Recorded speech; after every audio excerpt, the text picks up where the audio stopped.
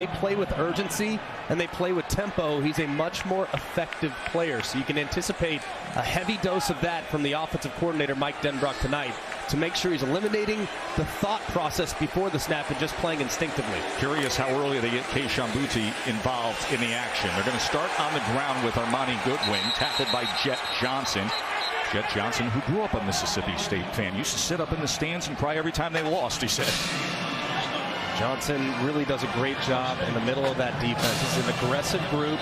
They're going to throw you a million different looks. Their challenge of playing against this style of defense. Did not run on the first play. Please reset the game clock to 14:54. The style of this defense, the challenge in playing against it is the complexity. All the different looks, all the different pressures. Zach Arnett, you actually heard Brian Kelly before the game on the Mike Duck feature, complimenting Zach Arnett, his scheme, and just how difficult he makes it on opposing offenses. Multiplicity of that 3-3-5 defense he's been running. Getting pressure up the A-gap, gets picked up. Daniels goes over the middle and is able to get it complete to Kayshon Boutte, the preseason All-America, he was like a different guy last week when they targeted him 5 of the first 9 plays. Yeah, and obviously making him a priority in this plan as well. A nice throw there to the sideline from Jaden Daniels.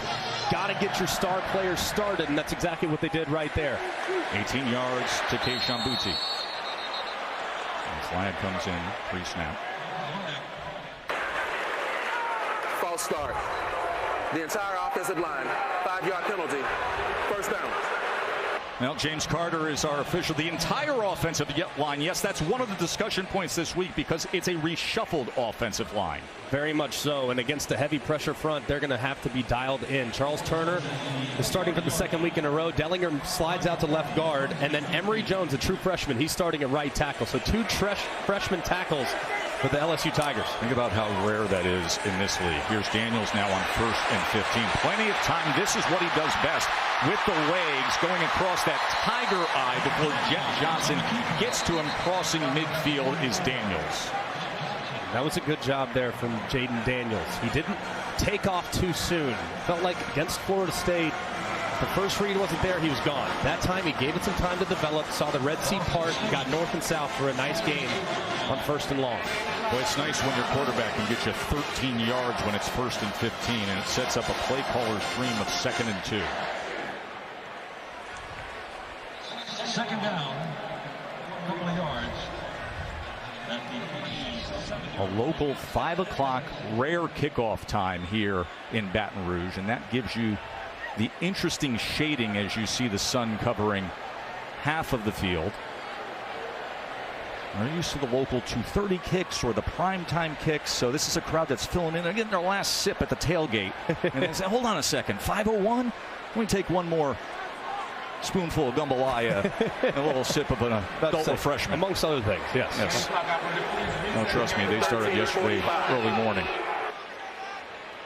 That's the second time that we've had a clock issue early on here at Tiger Stadium.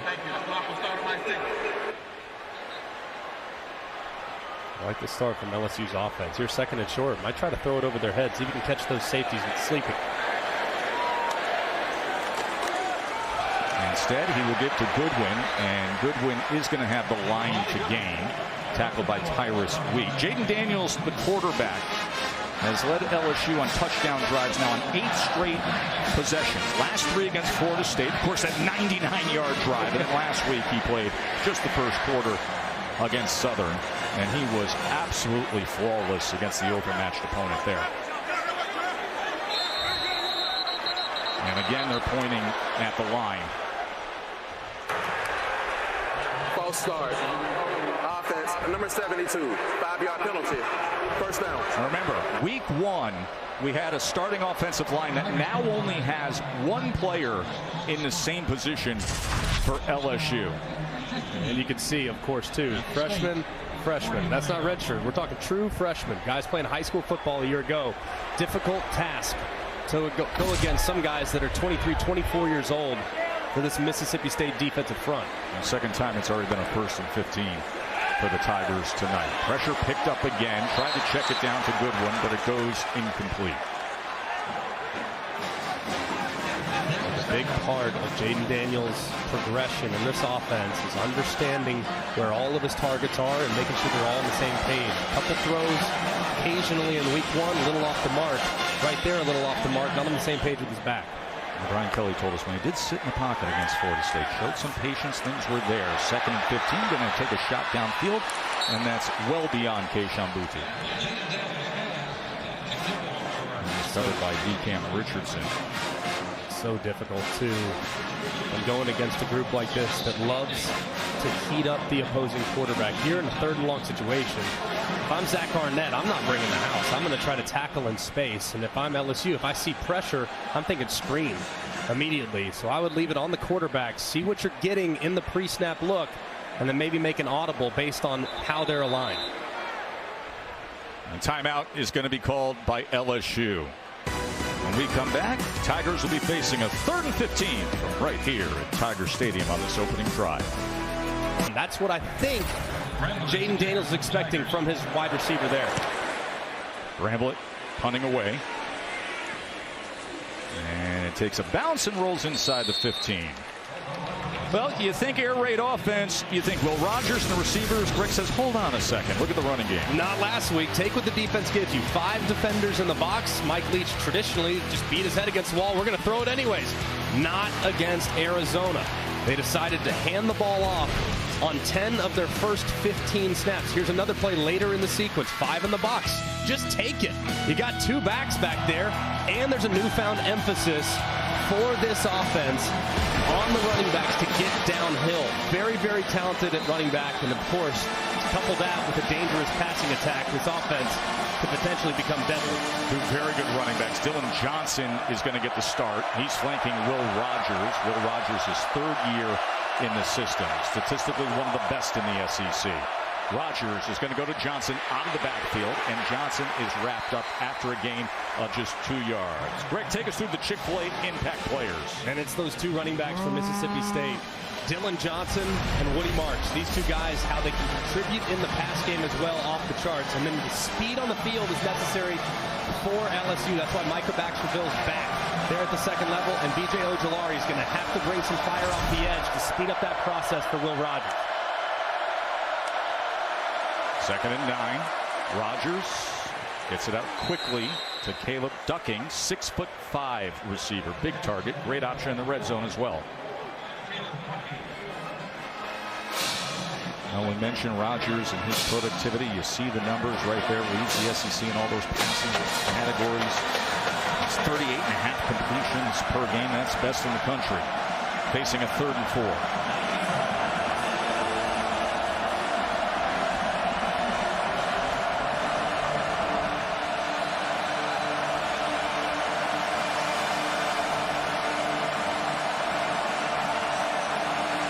Confusion as Johnson asked Rogers, then Rogers went to the line. Play clock down to 1.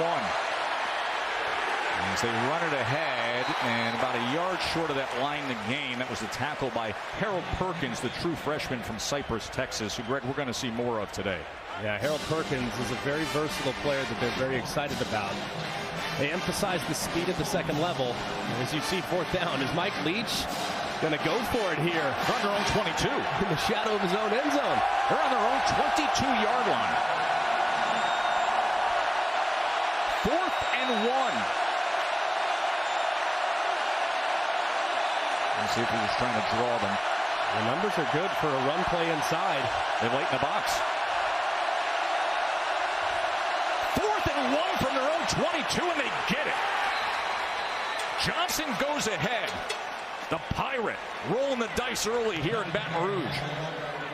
Great job there by Johnson, too, getting upfield. It's a good job of collapsing there by the LSU defense, but a little too light inside. And Johnson had the angle with momentum. Not all the onions are in the jambalaya here today. Quickly to the outside as he gets it to Harvey. Big key when playing against Mississippi State, you have to do an amazing job in space when it comes to open field tackling. They're going to create space. That's what they do. That's what this offense is designed for.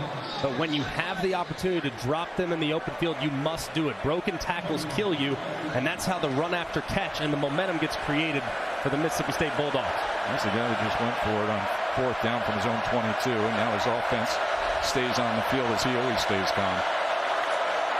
Second and 6, short pitch, Johnson straight ahead, and another first down for Dylan Johnson, who runs so hard, 215 pounds, his junior running back. Major Burns with the tackle. It's just crazy to see Mike Leach run the ball this much. I've known him. I was committed to Mike Leach at Texas Tech, and his recruiting pitches, don't worry, we'll never run it. You're going to throw it a million times. Now, it's unbelievable to see how he's willing to take what the defense is giving him, and as a result, it's opening up some lanes in the passing attack. Woody Marks come in at running back now. And you saw big number 90, Hillary, surging into that A gap. I like the idea of what would have happened if you stayed committed to Mike Leach. Outside. What would have happened to Nick Saban in the time? Number 92, 5-yard penalty. First down. AT&T 5G Skycam with us today, giving us these great looks from here at Tiger Stadium. They had that recruiting trip to go see Coach Leach out at Texas Tech. And who was the young coach who picked you up, the grad assistant? It was Lincoln Riley. Whatever happened to that down guy? He's doing okay out there on the West Coast. Tough one tonight against Fresno, though. Don't sleep on fighting Jake Hainers. First and 5. Woody Marks, not much there at all. Mike Jones, his second year with LSU. He's part of the Clemson College Football Playoff team in 2020 with the tackle. Talk about that Leach coaching tree a little later on because it is as impressive as could be.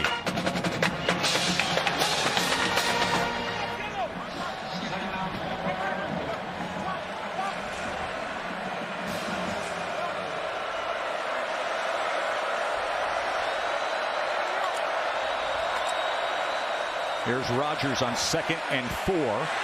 Oh, and look at that beauty to Ra Thomas, and another first down for Hail State. That's a beautiful throw there from Will Rogers down the field, holding up his wide receiver Thomas on the back shoulder. Saw that the defender's back was to him the whole time, through a perfect stop. And it's another big play for Mississippi State. Chunk play of 20 to Ra Thomas. 9th play of Mississippi State's first drive. Here's Marks trying to get to that left side and catches a seam. Woody Marks is gone. Touchdown State. 37 yards for Woody Marks.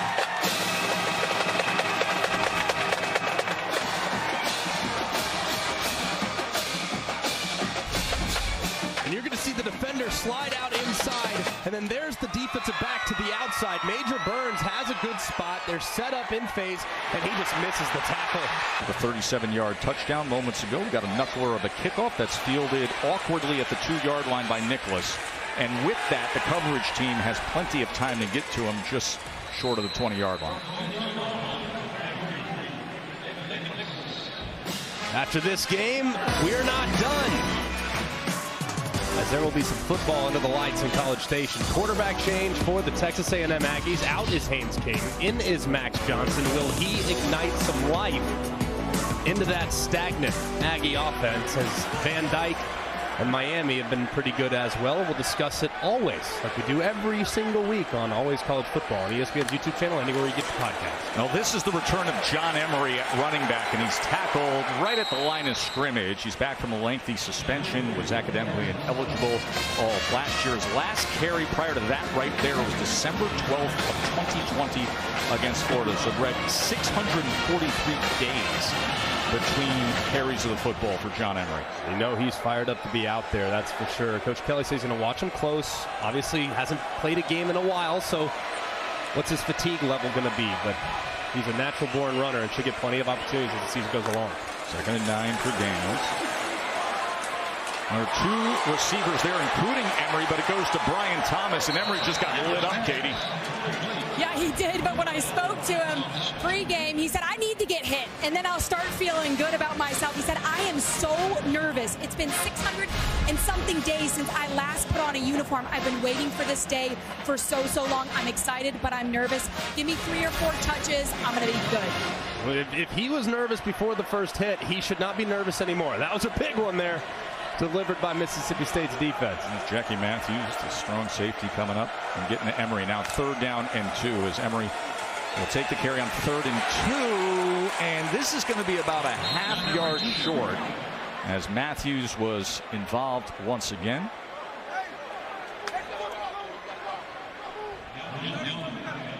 Obviously, Mike Leach went for it in the shadow of his own goalpost. Looks as though LSU is going to go with the exact same thing. I can't say I blame him, too. Challenge the offensive line. Hand it off. Let's see if he can't push the pile for a first down. So we had Leach go for it from his own 22, and now Brian Kelly's going from it from his own 29 with a completely reshuffled offensive line. And we got a lot of finger pointing as Cameron Young is right in the middle for Mississippi State. Opposite Charles Turner, the new starting center. False start. Offense number 69. 5-yard penalty. 4th down. That's the 3rd time that's happened tonight, and that'll send the punt team out there. So Charles Turner is now the starting center. Garrett Dellinger had that job, but he had snapping issues against Florida State. And they feel that Turner is sharp, is the bigger, more physical body and better overall athlete. So Bramlett on to punt away. Thomas back to receive.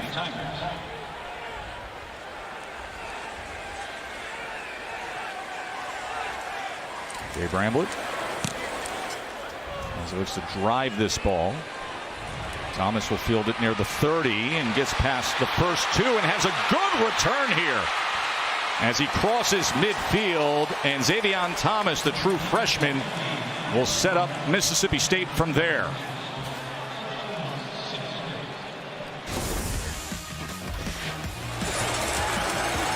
Welcome back to college football, John Emery. Will Rogers and the Bulldogs.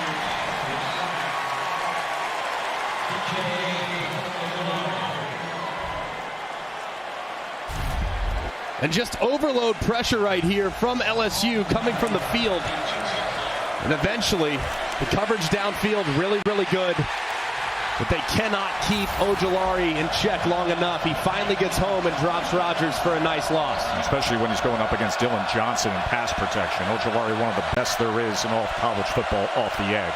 And that makes for a 3rd and 19.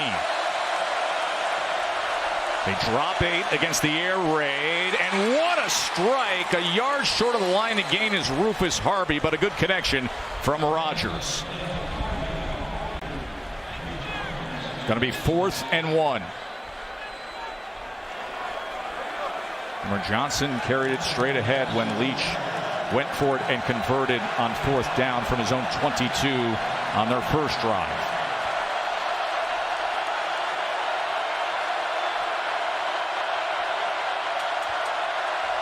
Yard completion to Harvey, and now Johnson doesn't get it.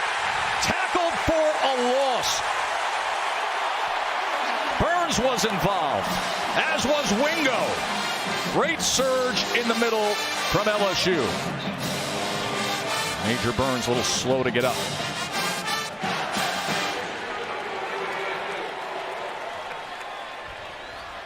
So a turnover on downs with just over 3 minutes to go here in the first quarter. We showed you earlier the success that Mississippi State was having offensively working against light boxes. This is not a light box. You got guys coming from all over the place in an obvious short yard situation. You only have 5 blockers and 7 guys that are penetrating. And Burns slides in there off the edge and drops Johnson in the backfield. Also a nice play there, too. Looked like Mike Jones was coming in as well around. Just you can't run it into a look like that. It's all out against the run. 7 against 5. The defense is going to be advantage every single time. So Mike Leach has gone for it 2 times on 4th down. Turns the ball over there as Burns is helped back to his feet. They consider him really their top communicator in the back end. Guy who really helps out this defense in so many ways.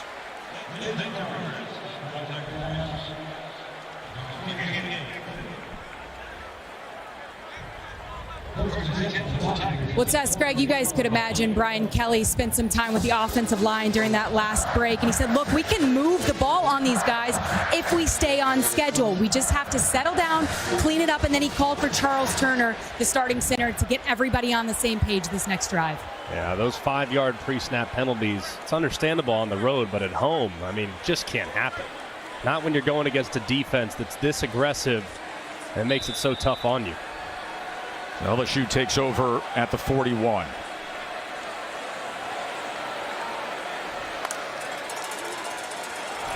And Goodwin can't go anywhere at all. That was Randy Charlton with the tackle. Some of the teams that have had some success against Mississippi State are the teams that have spread it horizontally. Texas Tech, Ole Miss. They made a living getting the ball out of their quarterback's hands and stretching the field vertically. If you try to go right at them and play them in a phone booth, you're going to lose. But if you stretch the field, you have a chance. And so far, LSU hasn't really opted to do that. Mason Taylor in motion on 2nd and 10. Daniels looked to the left, didn't like what he saw, and he's not going to like Nathan Pickering wrapping him up. Pickering, who had an interception in a key moment in the 3rd quarter last week against Arizona. Right there, just really got muddied up. As you see Mike Denbrock, the offensive coordinator, coming down from Cincinnati. They did a great job developing Desmond Ridder into an NFL player. Daniels has all the tools, but just doesn't have the consistency at this point of his development. Denbrock has experience with Brian Kelly before. 7 years on the staff at Notre Dame prior to the time with Luke Fickell in Cincinnati. 3rd and 14. Daniels going to try to do it with his legs. Had no chance at all. Tyrus Wheat and Buki Watson were waiting on him.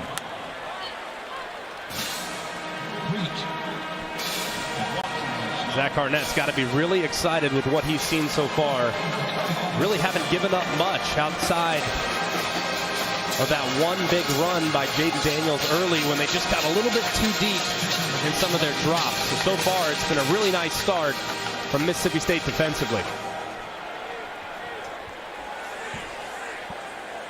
Bramblett on the punt again. 3 drives, 3 punts for LSU. Oh, that had a chance inside the 5, but it took the hop into the end zone. Well, we mentioned it earlier. You were talking about how at one point you were committed to play for Coach Leach, and Lincoln Riley picked you up at the airport as an assistant coach. But this coaching tree that he has, I think it's one of the best in all of football. It really is. I mean, an offensive and defensive guys. I mean, Dave Aranda coming from the tree is somewhat surprising, obviously, but most of these guys have cut their teeth on the offensive side, scoring points, and of course the air raid. There's not a single offense in college football that doesn't have an air raid player too. It's just he's completely revolutionized offensive football there in the mid-2000s, and now obviously after his trip to Washington State, you can see it really starting to work here in the SEC as well. Newfound commitment to the run game too. He's going to have some of his former assistants smiling because Dana Holgerson once told me that he got kicked out of the air raid club because he ran it too much. Don't run it too much.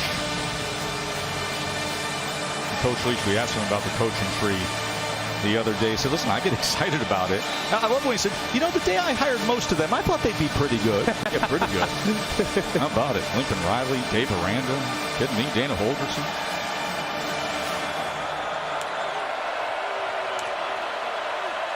Rogers, as he gets it quickly to Calvin.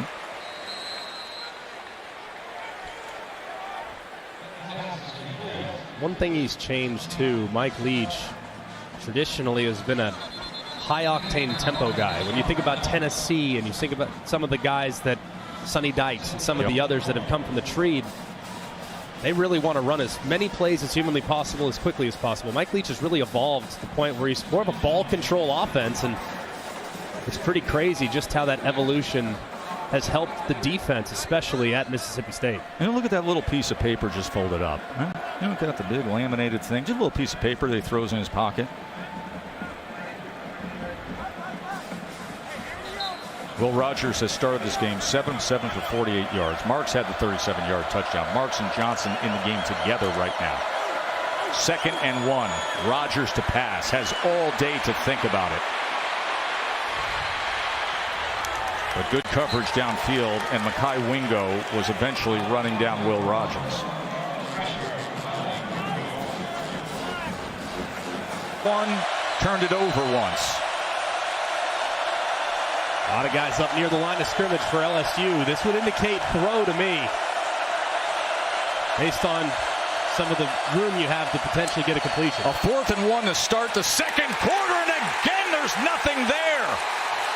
2 straight times a turnover on downs as Big Mekhi Wingo says, not here, not today, not again. LSU football.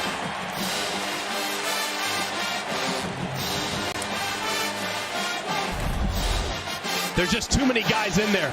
I mean, you just can't. As they're starting to collapse on it, Will Rogers not a huge threat to pull it on his own read. He can and will, but either way, there's only 5 blockers.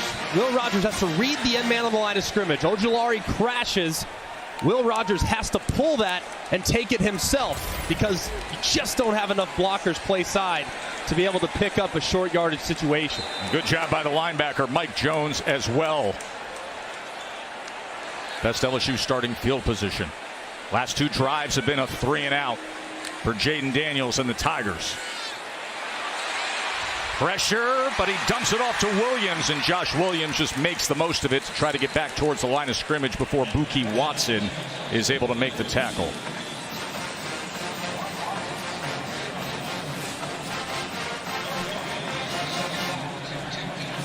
Protection there, just awful for Williams. He finds himself on the receiving end because he just completely whiffed on a blitzer. 2nd and 10. Fumbles the ball, does Daniels, and it's still loose, and Mississippi State has it. Mesh point was awkward. Daniels tried to secure it, and instead, Tyrus Wheat is wrapped around it.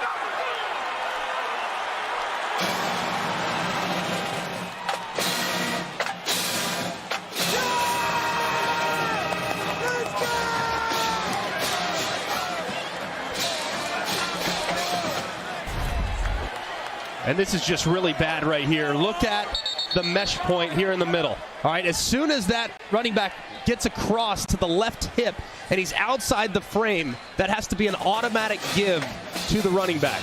If you get past, and anyone that's ever done zone read or triple option, veer, you name it, you have to make your decision before the ball crosses your lead hip. That time, Jaden Daniels tried to make it way too late, or Williams held on too long, but either way, just really poorly done on the mesh. Rogers, as he goes to Ra Thomas right away, and we go to Matt Berry in studio. Joe Tess, happy College Football Saturday. Time now for your All-State Mayhem moment. Final play from Boone. App State down 28-26. Chase Bryce really doesn't have anywhere to go. Short throws it. Watch what happens. Tip, deflection, Christian Horn, ball game. It is getting weird in Boone again. App State at the buzzer, 32-28. Matt, that is outrageous. Jameer Calvin with the reception for Mississippi State. I mean, Greg, it was thrown short of the end zone, the Hail Mary. That was at the 5-yard line. It was perfectly executed by the jump man, though. Tip it to the guy that's out in front, and then they secure the edge. It was like a toss sweep. Things are getting wild at the Rock right now. Game day this morning. That place, Boone, I'm telling you, put it on your bucket list. It is awesome. Can you imagine? They were partying deep into the night last week. Here they go again. 2nd and 4. Rogers going to try to leak out of that pocket, and he will have the first down as he was eventually tracked down by Jay Ward. This is part of Rogers' game that's very underappreciated. He's not going to necessarily carve you up with play.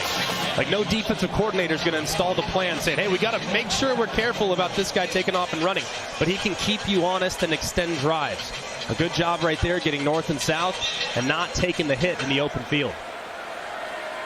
So 6 yards from Rogers. First down just past midfield.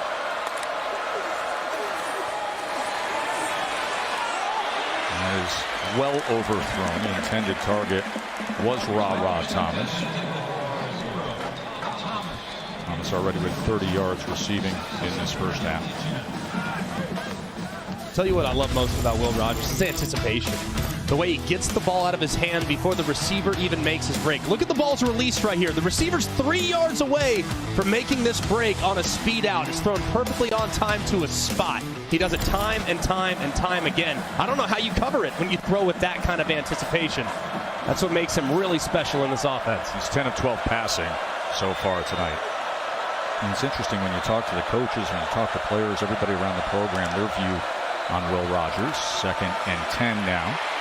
As he extends and ready to get rid of it, and incomplete. But among the coaches, they are absolutely incredulous that he's not talked about as that Tier 1 SEC quarterback, let alone nationally. They're incredulous to the fact of the way that he's discussed, or lack of discussion, among the Tier 1 type players. He's the real deal. He really is. And I think it's an unfair label that gets put on every air raid quarterback. Say, oh, they're a product of the system, product of the system. Yeah, well, some guys operate the system better than others, and Will Rogers is certainly one of those guys. Well, both teams are 0 for 3 on 3rd down. Let's see what Will Rogers looks like on a 3rd and 10.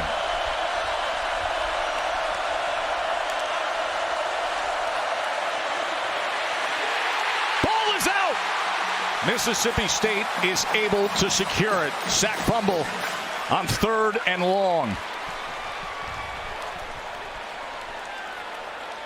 Savion Jones getting involved. You see B.J. Ojolari high-fiving, and Nick Jones was able to secure that ball from Mississippi State, the left guard. I mean, look at this alignment, though. I mean, you have 3 guys that are head up or outside the tackle, all overloading it. I mean, it's just really difficult. If you overload it, there's 2 guys to block 3. The center has to get all the way out there, and he can't get there in time. As you can see, Jones coming in from behind and making a play. It's just a complete overload, and it's so difficult. Ball's got to come out. That one's on Will Rogers. Archer Trafford going to try to pin LSU here. Reverse rotation punt. And fielded at the 5-yard line by young Greg Clayton. Defense, 3 punts and a fumble. Yeah, and they are physical too, man. I mean, it is going to be a war in the trenches for this young offensive line, especially a tackle. 2nd and 8. Daniels from his own end zone. It'll be 3rd down and 8. Mississippi State, Zach Arnett, defensive coordinator. Greg, they get a stop here and put their team in prime position. Yeah, absolutely. Your goal as an offense when you're backed up is to pick up 1 first down just to make it easier on your punter. Right here, obviously difficult line to gain here on 3rd and medium. Got to think at some point they're going to find Neighbors. It's been quiet so far. He's down here at the bottom working against soft coverage. You have to have a 3rd down conversion in this game. That is Neighbors now in motion in the slot. 3rd down. Daniels going to try to run for it, and that is clogged up as he is brought down in the middle of that defense. That was DeMonte Russell who wrapped him up. Zach Arnett, boy, is he a attention-grabbing defensive coordinator. Another good pressure there from Mississippi State, too. I mean, there were a couple guys open for LSU. It just, the protection kind of collapsed. And Jaden got uneasy. As you can see, Brian Kelly very frustrated with his offensive performance so far. Bramlett now punting out of his own end zone. He came over from Notre Dame with Kelly. Got to set up the return. Got good hang time, and that forces the fair catch at the 41-yard line. Bulldogs with the ball when we return to Tiger Stadium. And if the offense isn't quite in rhythm, it's going to fall on him, especially with some of the overload pressures that LSU's brought so far. LSU defensive front done a good job in some big spots. Woody Marks struggling to find much there as he was tackled by Roy. Also getting in was Baskerville. Last week he had a pick 6.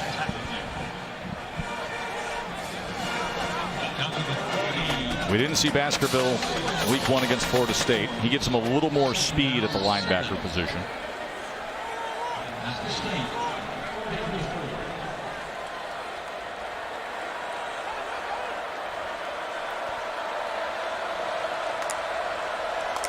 Second and 7. Four-man rush. Rodgers gets it out quickly, and he does so to ducking. What's up, Matt? All right, guys, top of the hour. I want to give you some network traffic going on. A lot of booth hits right now for these 7 p.m. games. If you want to know who the announcing crews are, there you go. Plus, Wake Forest and Liberty on ACC Network. That way, McElroy knows how to set up his iPad in the booth. There you have it. ESPN, ESPN2, ACC Network, and Plus. This guy's got every piece of technology working nonstop on a Saturday. If there's a way to watch a game, he'll get it done. I love ball. 3rd down and 1. Marks in the backfield with Rodgers. Remember, Marks had the big touchdown run earlier today. He gets the call on 3rd and 1, and he will have the first down. And that's the first 3rd down conversion of the game for either team. They were combined 0 for 8 prior to that. And that was a good look to hand the ball play side right there. LSU only had 3 defenders on that side of the center. That means you have 3 blockers. The center, the right guard, and the right tackle. They were able to lock up, and Marks was able to surge forward. So finally, for the first time in a while, it felt like for Mike Leach and this offense, they had some favorable numbers in the run game. See Miami and A&M coming up later. Max Johnson will be the starting quarterback for A&M. Of course, started 12 games here for LSU. Out of the backfield this time is Price, and Price is torn down by Jay Ward. A tackle for loss. The veteran leader of the defensive backs. Jay Ward. That's a great play there.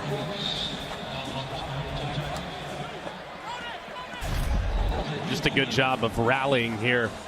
LSU's defense doing a really good job of fighting off the blockers for Mississippi State. This is a group that traditionally does a pretty good job blocking on the perimeter.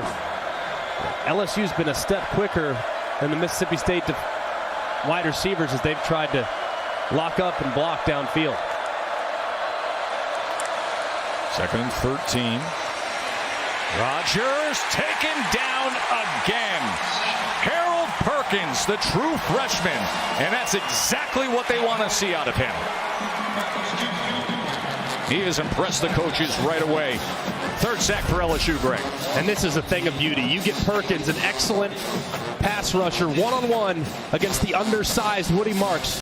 Marks whiffs, and Perkins is able to get around and drop Rodgers for a big sack. Just a great job of drawing up that twist game in the middle and creating a favorable matchup for the LSU Tigers.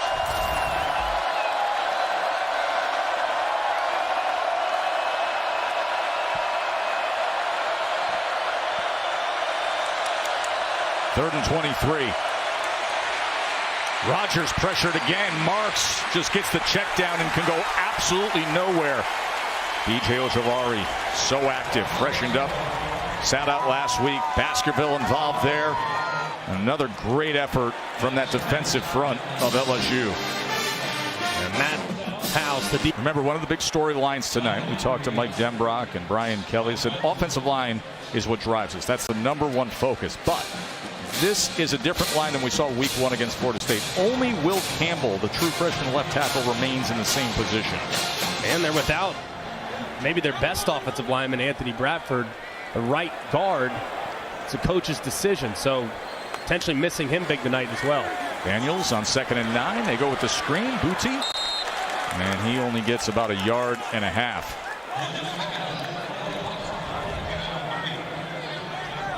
Tayshaun Booty was slow to get involved against Florida State. Last week they got it to him early. 5 of the first 9 plays. And tonight 2 receptions for 20 yards with just over 4 minutes to go before we get to Matt, Jesse, and Joey in the halftime report.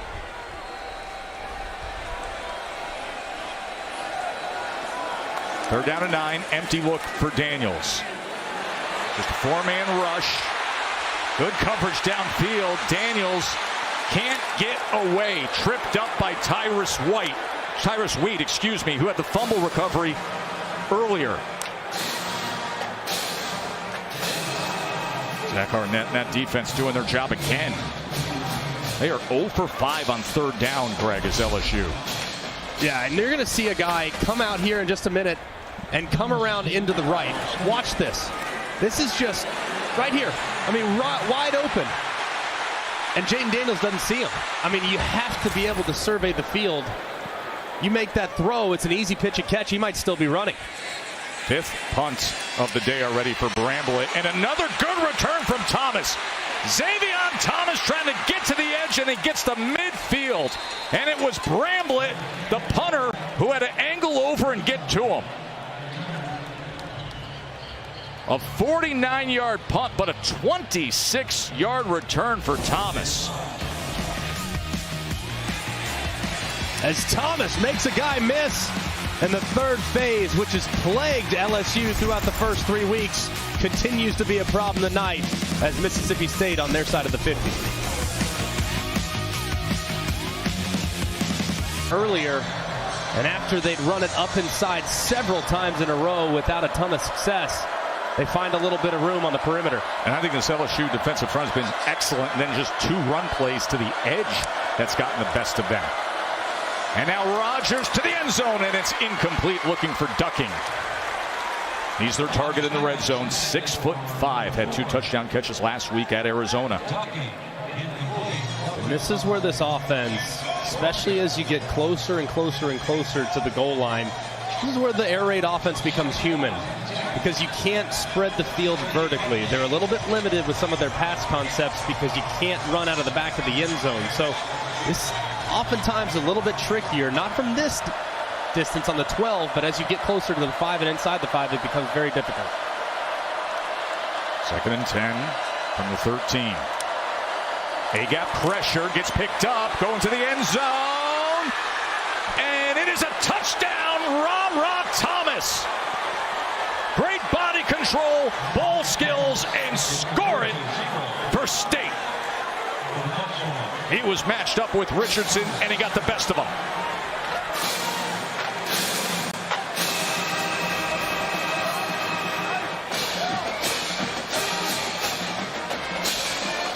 Rogers to Thomas. Quick strike after the big run by Dylan Johnson. Remember, extra points have been an adventure. Raybon missed earlier. Last week, Biscardi missed the first 2.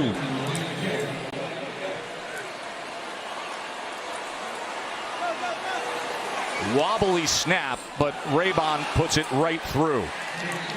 13-zip, Mississippi State, quick strike. It was just 3 plays, 48 yards, taking 54 seconds. And this is big time by Will Rogers. It's an overload pressure.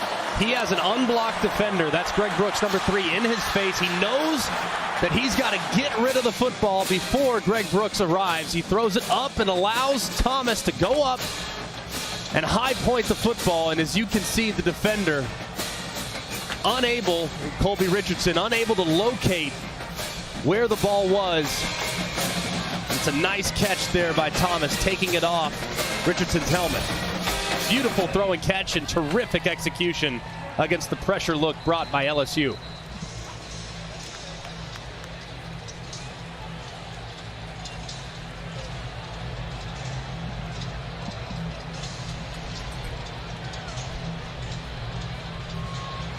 Brian Kelly, his first SEC game.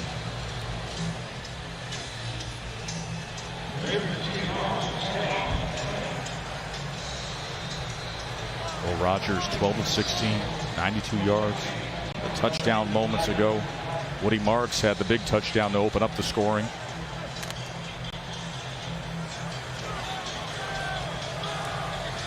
Field position game worked out well for Mississippi State, where they started that drive in LSU territory. They got the big run, and then they cashed in. Hey, Monday Night Football, we have 2 NFL games on 2 different networks. You got the Titans and Bills at 7:15 on ESPN. And then it's Vikings, Eagles, 8:30 on ABC, and that's also available on ESPN+.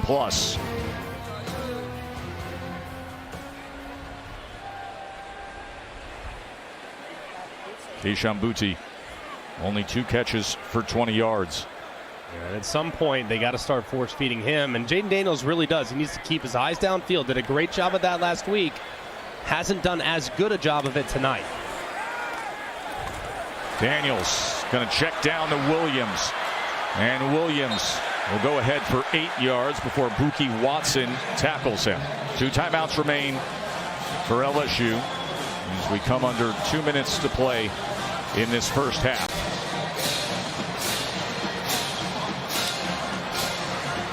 Second and 2. Daniels, as he's going to get to the edge and run for the first down and make it out past the 45-yard line. There may have been a face mask on that previous play, Greg. Yeah, as you can see, as he's getting dragged to the ground, here's Williams. Watch the right hand of the defender right there. I mean, clear as day. Very fortunate there as Watson clearly grabbed it. Should have been called. First down after the 13-yard run by Daniels, and he goes to Williams again, and Williams spins his way to the 49-yard line. He was in the grasp of DeCamp Richardson. This is where Jaden Daniels has really been at his best. When they're in tempo and when they're not overanalyzing things in the pre-snap, that's when he's been his most efficient as a player. Second and 7. Daniels is going to run again. He'll have the first down again, and he's inside the 40. Of course, the 99-yard drive against Florida State week 1, just finding that rhythm, a little bit of tempo. Absolutely, but as he escapes, man, these Mississippi State defenders, they've been told all week, hey, man, this guy wants to run. This guy wants to run it. He keeps his eyes downfield. He's going to catch a guy wide open, and there have been several tonight that as he scrambles, man, eyes downfield and launch a moonshot. Quickly just hooking it up to Malik Neighbors, and Neighbors will have it at the 27-yard line as he goes ahead for 8 yards. Jaden Daniels is trying to get something going here before the half. You know, you brought it up about just finding that rhythm and getting a little bit of pace. We were talking to Brian Kelly yesterday, and he said, listen, you can look at the play clock, and if he snaps before 15 seconds, he's fine. He actually likes that. But if it goes past 15, starts to overanalyze, starts to think, looking over the defense a little too much. Yeah, you call it paralysis by overanalysis. And sometimes if you're thinking too much, you're not playing very fast. Right. And I think part of what makes him a great player is his athleticism and his ability to improvise and make plays off schedule. What I'd like for him to advance with is as he's making those moves and as he's running and threatening the line of scrimmage, as he escapes as a capable runner, keep it in a passing posture. Keep the ball in a position where you can still throw the football, because when you execute the scramble drills, that's when big plays happen, and they've left a few plays on the field tonight with guys open downfield, and he just hasn't seen them. 61 seconds until halftime. 1 timeout remaining for LSU. Second and 2. Daniels. A little bit of pressure, gets out to the right. He's going to run again. He's had a lot of success with the legs, and he's inside the 10 for a first and goal LSU with 52 seconds before half. And a good job this time. He feels the pocket, steps up. They have a spy against him, but he's just too fast. As you can see, he's hit 22 miles an hour on the catapult system, so he's a guy that can really get out and stretch it in the open field. That time the spy for Mississippi State not fast enough to track down Daniels.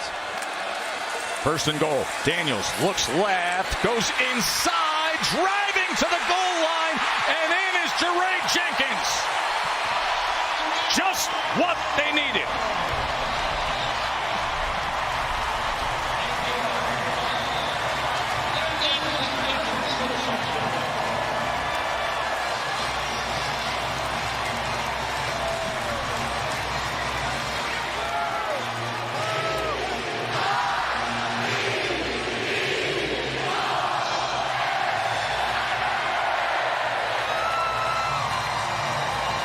Jenkins, who had the touchdown catch on the last play of the game in the thriller week 1 against Florida State. Then came out this group. Damian Ramos, you know what happened there. But they have changed up the production on extra point and field goal, and with that, Ramos has been solid. That was a good-looking drive for LSU, Greg. 7 plays, 75 yards. Jaden Daniels converting with his legs and then going to Jenkins. Yeah, and a great throw here. I mean, look how quickly the ball gets out of Jaden Daniels' hands. Jenkins catches it. Just get it to your guys in space. As much has been made about this wide receiver core, how deep they are, how talented they are, how it might be the best position group at wide receiver in the SEC. Now, they had moments in the first couple weeks, but man, when you're going down the list and you got Booty, and Jeray Jenkins, who always seems to make big plays and big moments. Jack Besh, Malik Neighbors. Just get it to them in space and let great things happen. Just perfectly executed in the 2-minute drill, as you see the offensive coordinator Mike Denbrock thrilled with the execution with a little bit of tempo on their side. Well, and BK nailed it when it comes to Daniels, right? In terms of winning snaps, play clock, all of it, finding that comfort zone. Sometimes just when it happens faster, you don't have time to think about it. That's right. You just react and go be a playmaker. It's exactly what he did on that drive.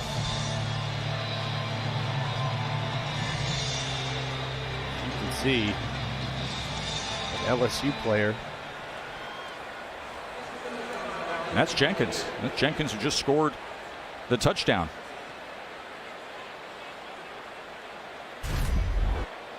Jeray Jenkins, he was limping there after that touchdown. Then he just goes down, says, I need to get checked out here. Something's off. You see him kind of shaking his head, able to get to the sideline under his own power. So I think he's earned a little break on the kickoff team, but hopefully he'll be okay. It'll be really nice to get him back in the second half if he's able to go. He's the guy that always, doesn't matter when it is, might not necessarily get talked about as much as the others, but he's always in position to make a huge play for this offense. Almost drills this out of the back of the end zone. Fighting Spirit is brought to you by Modelo, and Jaden Daniels showed some fighting spirit on that last drive. Yeah, he did. Played with great rhythm, too. I mean, here he is, escaping the pocket. Had guys downfield, but he decides to take it himself. No problem. Get north and south and protect your body. Another situation here. This time, Mississippi State kind of loses track of where he's at, and he's able to beat Charlton around the corner and then getting the ball out of his hands quickly. I love seeing this from Jaden Daniels. He needs to continue to grow in that regard. Don't need to hold it forever. Just get rid of the ball, get it to your wide receivers, and see what they can do after the catch. So just really a nicely executed drive there from LSU's offense right down the field to give some life to this crowd. Remember, the first LSU 6 drives were 5 punts and a fumble. They needed that. They got it. Rogers gets it out quickly and gets it complete to Ducking. Mississippi State has 3 timeouts remaining. 41 seconds to work here. 16 yards to Ducking. They're out to the 41-yard line. Big thing here if you're Rogers, even though you have the timeouts, the ball's got to come out very quickly. Anticipate. We've already talked about that being one of his biggest strengths. Cannot take a sack, cannot have negative plays in a 2-minute operation under a minute. LSU has 3 sacks of Will Rogers in this first half. And you can see the finger pointing. And Johnson at left tackle as Allegate tried to get back.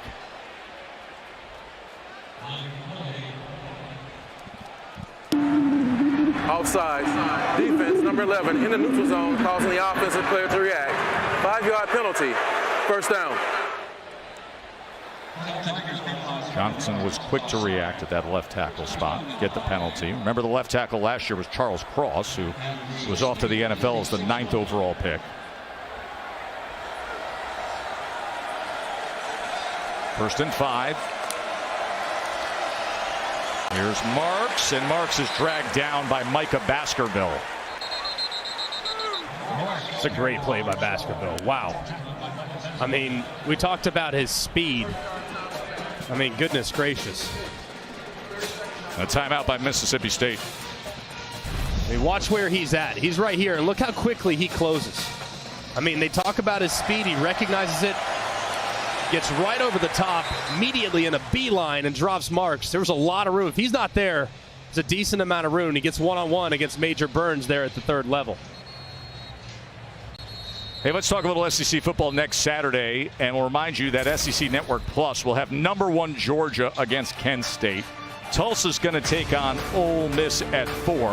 At 7:30, it's this LSU team against New Mexico on SEC Network Plus, and Bama and Vandy will be in prime time on the SEC Network. Bama was hosting UL Monroe today. You can imagine what that's been looking like. Bryce Young left the game after 236 yards and 3 touchdowns. Jalen Milroe getting some time at quarterback. 2nd and 2. Rogers got a lot of time, but doesn't have options, so it'll be 3rd down with 29 seconds remaining. Obviously, thinking about points, thinking about the drive that you're putting together, but the first priority naturally in this spot, or at least for anyone not named Mike Leach, is to get the first down. Mike Leach's probably like, all right, doesn't matter. You get it, you don't. We'll go for it on 4th. But either way, this right here, this is where you totally emphasize getting the first down, far more so than trying to pick up chunk yardage. 3rd and 2. Rodgers, that's incomplete. Had his man over the middle in Harvey, but they couldn't connect. So it will be 4th down. And I know Mike Leach is really aggressive, and I respect the heck out of him for that. He does his own thing and does not care about what anyone else says. You can't care less. It's impossible to care less. This is too much. I mean, like you're only 15, 16 yards away. You're one throw away from giving LSU potentially 3 points. So you have to be a little conservative every once in a while. I'd be real mindful of the fake if I'm LSU. And that's why they're in safe. There is no return man. On 4th and 2, base defense as Georgopoulos will punt away. No return man for LSU. And with that, it checks up at the 11-yard line. But we've seen plenty of 4th down plays, Greg. Yeah, they have not been scared to go for it. Here's the first one when they were successful, but they have not been as successful recently. They've gone with a similar play, and the overload defensively that you are seeing from LSU, they are just crashing on the running back. At some point, if they get back into a 4th and short yardage situation, they need to pull that zone read and let Will Rogers pick it up. He's not going to run 75 yards to the house, but he can get you 3 or 4 yards to keep the drive alive. So anticipate as they move forward into the second half, them finding more solutions on short yardage situations, because that's hurt Mississippi State so far here in the first half. And Woody Marks went for that 37-yard touchdown. Rogers went to Ra Thomas. And then Daniels with the quick work with a little bit of tempo to get the Tigers on the board. Here's Katie with Coach. Coach Kelly, your quarterback took matters into his own hands to get onto the scoreboard. What do you need to see from your offense in the next half? Well, we had too many penalties in the first quarter. We had 4, penalties, turned the football over. It was not really good execution, and they responded, though, with a great drive at the end of the half. Our defense played great. Their defense is playing great. It's, 13-7 at the half, and we're going to have to play better in the second half, and, both teams are scrapping for every yard right now. Thank you for the time. Thank you. They really are. Both defenses have had plenty of moments. 13-7. Let's head to the studio for our halftime report with Matt, Joey, and Jesse. Gentlemen, take it away. Joe Test, thank you for the ball. It is time now for the Mercedes-Benz halftime report as we get you caught up on a busy Saturday night in college sports throughout the network. We're going to start with Appalachian State and Troy, and what a finish it was, guys. Look, Appalachian, they had the national television audience with College Game Day this morning. 4th and goal, they can't convert. Troy's just going to run the clock out. That's now, it. right? You would think. But that was a 17-play drive. But App State gets the ball left. 2 seconds left. This is Chase Bryce. This ball is woefully short of the goal line. Christian Horn comes up with the way it. he planned it. And App State They drew it up that way, Palmer. That's what you do. Short. No. You throw it short, you tip it up, and there's... Has a 13-7 advantage at the half over LSU. Matt House, Zach Arnett. Those are the 2 defensive coordinators in this game. I think both guys have been sharp tonight. Yeah, understatement. Yeah. I mean, they have mixed looks. They've mixed pressures. Both quarterbacks have had their moments. Both offenses, frankly, have had their moments. But for the most part, man, the defense has been a step or 2 ahead all night long. Neither quarterback at any point felt like they were in a great rhythm, with the exception of Will Rogers at the very beginning. And then in the end, when Jaden Daniels started to get going. Yeah, Jaden Daniels brought them down the field quickly and then went to Dre Jenkins for an 8-yard touchdown. That made it 13-7. Remember, LSU took the ball to start the game after winning the toss, so Mississippi State will start the second half with the ball. And this is so nice from Will Rogers. He is so dialed in when he anticipates these throws. Like right here, the defender is on top and the wide receiver looks back so he can locate the football. The defender cannot. Where do you throw it? Right behind his ear. Just a thing of beauty. Similar on the touchdown. Overload pressure. Have an unblocked defender, Greg Brooks, right in his face. Will Rogers lofts it with enough air to allow Thomas to reel it in there for the touchdown. So he's been very good with anticipating his throws. It's going to be difficult for him to continue some of that momentum because it felt like this LSU pass rush is starting to come alive. Thomas with that touchdown, one of his 3 catches so far tonight. Rogers gets it out quickly and gets it complete for a first down as he goes to Jaden Walley. Well, Greg, Rogers told me it takes a lot of trust and familiarity with your receivers. You got to know where guys are going and when they're going to get there. He's worked hard at establishing both of those things. He said it was unnerving early on. I mean, Greg, just how hard is it to get there as a young quarterback trying to develop? Oh, and this offense, too. I mean, it's so much about feel and rhythm and understanding and being able to get through your progressions. After the 11-yard completion, first down, Rogers play action, coming back for the ball, but unable to secure it, was ducking. And I think when you look back at what Mike Leach has done traditionally, back to Texas Tech, you're in the system for 2 or 3 years. For a while there, he was starting 5th-year seniors. Sonny Cumbie, who's now the head coach at Louisiana Tech, B.J. Simmons. I mean, Cliff Kingsbury was there for 3, and Graham Harrell was there for 3. Taylor Potts was there for 2. I mean, they have definitely erred on the side of starting veteran guys. But the fact Will Rogers got the nod as a freshman, look at what he's doing now, really grown within the offense. Leach had never started a true freshman quarterback. Goes to Johnson out of the backfield, and Johnson will get it to the 44-yard line, cut down by Harold Perkins. Even if you go back to Leach's time at Washington State, I mean, Luke Falk, Gardner Minshew was a one-year guy who came over late in his career.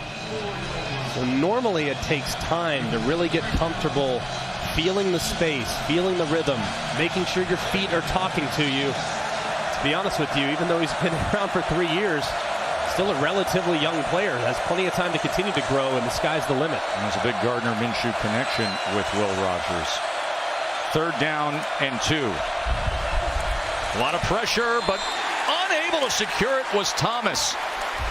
Thomas should have had it, could have had a big gainer. And it's another 4th down for Mississippi State and Mike Leach. And he's going to send the punt team out there. But you mentioned Minshew. And the backstory on Rogers, his father, a coach, was the offensive coordinator, same high school with Gardner Minshew. And just a thing of beauty right here, as you're going to see come inside. A couple of guys working to the left, defenders all the way to the left, blown coverage defensively, and the ball is just dropped. Cannot drop that. That's a massive play left on the field by Mississippi State. Archer Trafford on to punt. Holds on to it, allows that coverage unit to get downfield, then sends a knuckler that takes a great bounce for Mississippi State inside the 15. So Eric Mealy, the special teams coordinator, has got to like that. Jaden Daniels really settled in as the game went along. Early on, pressure, didn't do a great job of staying patient in the pocket.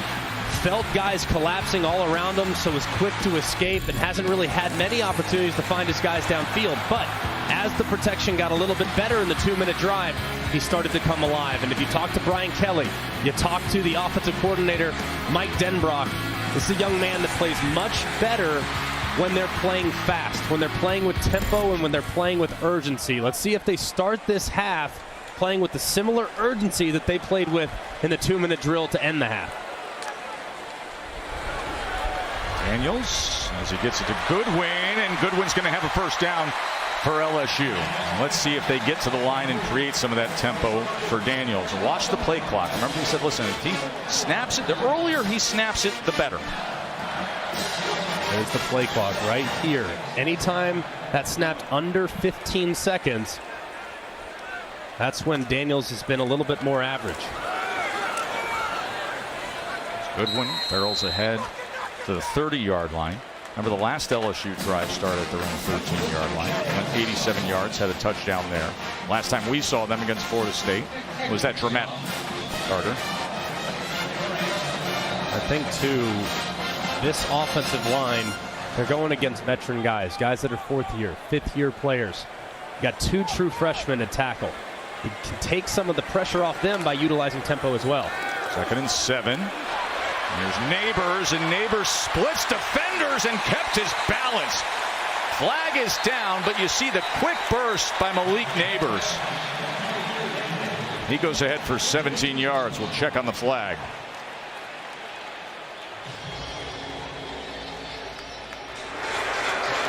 During the run, personal foul, face mask, defense, 15-yard penalty from the end of the run, first down.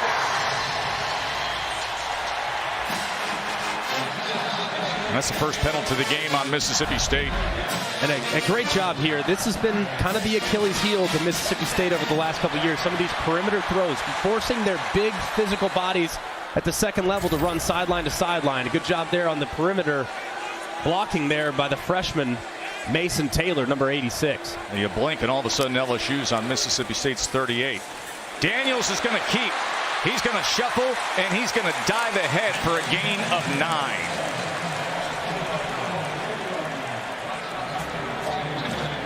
Daniels, even though he's a big, long, tall strider, he still has a little shimmy, too, as you see Mike Denbrock in a nice rhythm here to start the second half, getting his quarterback started and a couple playmakers involved. Here comes pressure from Mississippi State off the left side. Look at how flat top defensively. That's an indicator of zero pressure. 2nd and 1. That's a pitch and catch, all too easy to Kayshon Boutte. And a first down for LSU. And look at BK saying, let's go. Let's get some tempo. Let's get to the line. Keep this rhythm going. John Emery now in at running back. Off that lengthy suspension. The academic issues. He's anxious to get back in there. Malik Neighbors, number 2 receiver on top, waving to Daniels, saying, look at me, I got this. Instead, they go shallow underneath, but he threw it behind Mason Taylor. Remember what we said about the play clock. If it goes under 15, too much time to think about it. That was one of those scenarios there. Race to the line and then overlook the defense for a long time. And another zone coverage there for Mississippi State. It felt like maybe Taylor, the freshman, should have settled down and kind of sit down there. That's what it looked like Daniels was expecting from him. Instead, Taylor kept running. 2nd and 10. Incomplete, was trying to get to Mason Taylor, the true freshman tight end. It's going to be 3rd and long. It'll be interesting here, as you can see on 3rd down. LSU has had their fair share of troubles tonight. Be interesting to see what Zach Arnett decides to dial up. It's no secret LSU's field goal protection has been challenged at times early in this season. Do they see if they can't come after the quarterback, see if they can't knock him out of field goal range or make the field goal much more difficult? 3rd down and 10. In the red zone for LSU. Can they take advantage? Daniels, incomplete, looking for Boutte.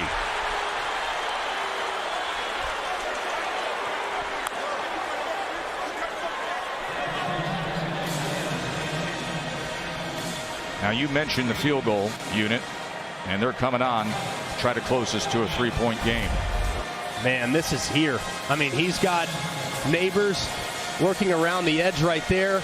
He's wide open in the back of the end zone. He instead decides to go to Boutte on the right side. Man, if he sees that safety over the top, Neighbors is the throw, and I think he has a touchdown if he looks in the direction of the sophomore wide receiver. They have a new left side of the line. More veterans in there compared to what happened against Florida State. And with that protection, you're able to get a clean operation, and Ramos puts it through from... Got a 13-10 game after Ramos had the 35-yard field goal for LSU. First 6 drives, it went 5 punts and a fumble. Last 3 Giants, you got the touchdown, kneel to the half, and now a field goal. Tulu Griffin on the return. He's a speedster. And that's a good return for Mississippi State. Teach Coaching has been ingrained in Polian's family for decades, guys. Before his father, Bill Polian, became a legendary NFL executive, he was a high school history teacher. That foundation in the classroom led to success in front offices. His 3 sons followed him into the world of football, while his daughter, Lynn, became an educator. She has dedicated over 30 years of her life to education. She currently teaches kindergarten through 3rd grade at St. Matthew Catholic School in Charlotte, North Carolina. Thank you, Lynn, for all that you do. You know, it's interesting because obviously week 1 was just not the finish you ever want to have when you're a special teams coordinator. Game gets lost because of a PIT block. But we sat with Brian Polian, and he said we went into the room the next day and we took the approach of we attack problems, not people. Let's just fix the situation, and they have done that.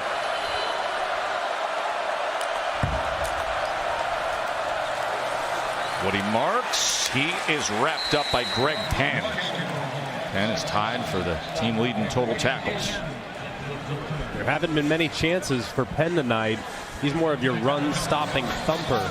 It's been more Harold Perkins, the freshman, and Micah Baskerville, who are really the more rangy, more athletic guys that are better against pass coverage. But clearly, with Mississippi State's willingness to run the football, it's not going to kill you to have 2 great run-stopping linebackers and Mike Jones and Greg Penn on the field at the same time.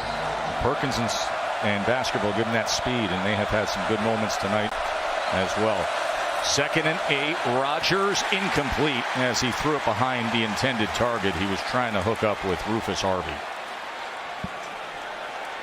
Rogers so far in this half just a little bit off the mark. Did have the drop, but it was thrown just slightly off target on the previous 3rd down. It'll be interesting to see what Matt House, the defensive coordinator, decides to do here. They've had success playing some man coverage. Let's see if they get some man coverage here again with that talented secondary.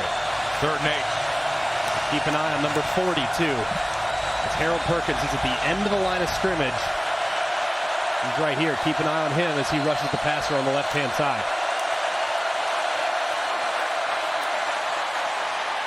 3rd and 8, no problem, as Ra Thomas is on the receiving end again. 24 yards and a 1st down for Mississippi State. Just a great job here by Will Rogers on the anticipation. Watch as he releases the football. Look at where his wide receivers release. He's not even out of the break just yet. And that ball is already en route. You can't cover it. Speed out on time is uncoverable. Just great pitch and catch there from Mississippi State's offense. Colby Richardson found that out, the corner for LSU. Rogers, 1st down. And once again, couldn't connect with Harvey over the middle. Coverage was there by Major Burns, where he had a big tackle for loss on 4th down earlier tonight.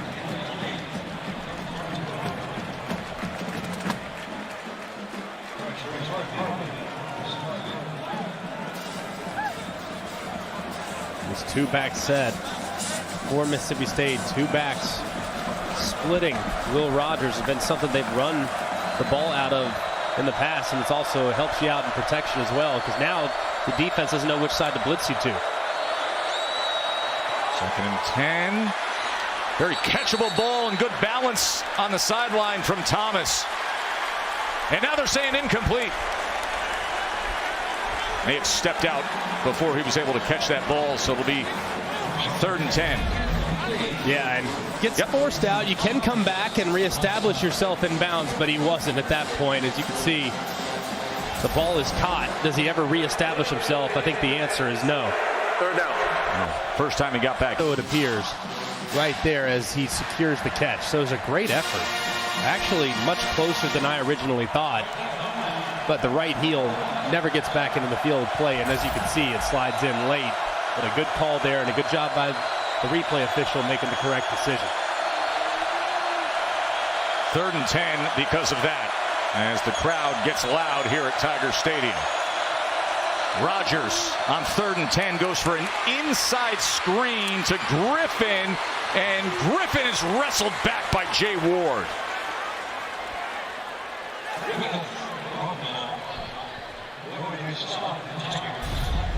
And what beats pressures? Screens. That's exactly what they did right here. A great job taking advantage of the pressure. A good job, too, there by the left tackle, Johnson, getting out in front and getting a piece of the defender. Just really nicely done. If they're going to blitz you, the best way to take advantage of the blitz is by throwing a screen right in behind their ear. Good call there by Mike Leach. Sure was. 14 yards and a first down. Short pitch and cut down was Dylan Johnson, and that was Ward again.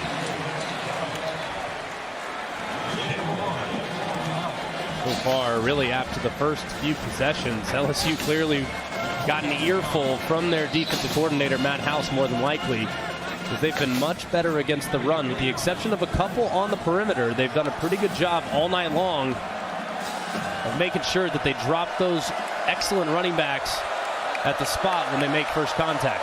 Last 3 years, House was the linebacker coach for the Kansas City Chiefs. Does have SEC experience, having been at Kentucky as the DC before.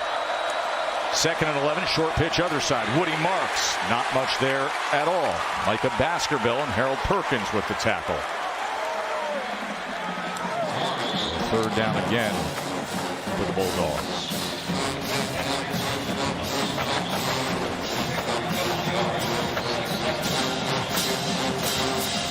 Really been working the inside part of this defense, partly because they're taking advantage of pressure.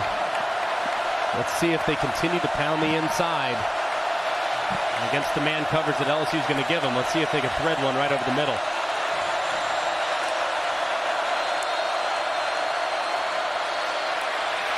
Sacked. Ojulari. 4th sack of the night for the Tigers.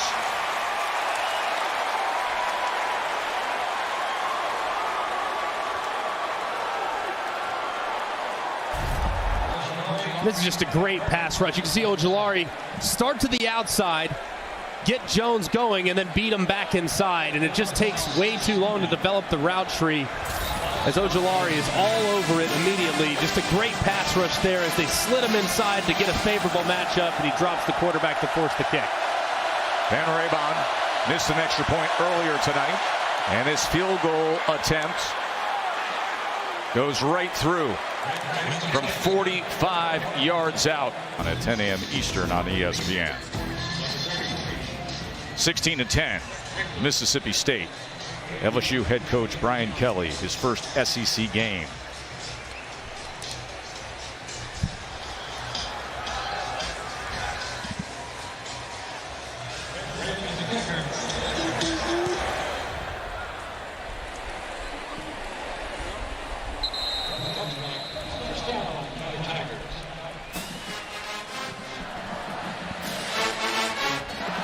All right, it was a good start to the half for Jaden Daniels, getting into a nice rhythm. Clearly they tried to utilize a little tempo, carry over that some momentum that they picked up there with the 2-minute operation there down the stretch. Nice answer there from Will Rogers and the Mississippi State offense. So going to be important here to continue with that urgency. Been very impressed with Jaden Daniels when they're playing and operating with that 2-minute type of mentality. Daniels, as he goes to Emery. Emery reaches out to the 30-yard line.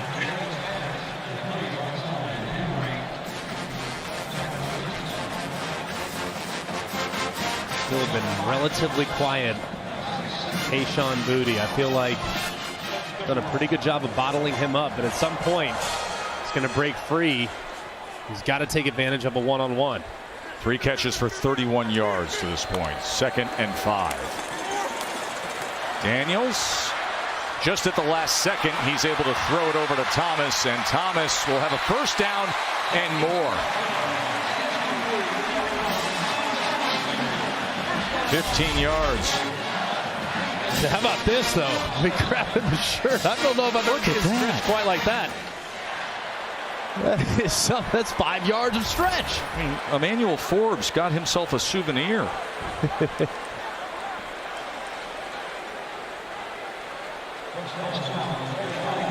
That undershirt a little shorter now. First down at the 45. Daniels looks, thinking about launching it, and then checks down, and that goes for a first down to Mason Taylor. I wonder if he was out of bounds. They're saying incomplete.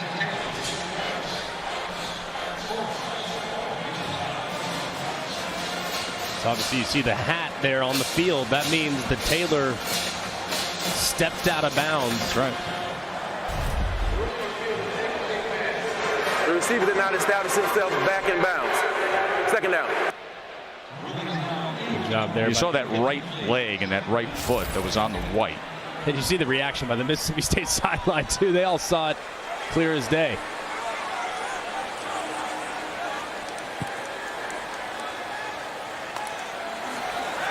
Second and 10.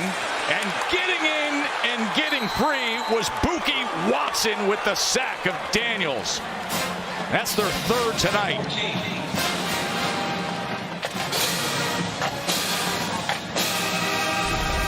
And this is amazing right here. He's supposed to chip right here, and it's really supposed to happen for Jet Johnson in the back end.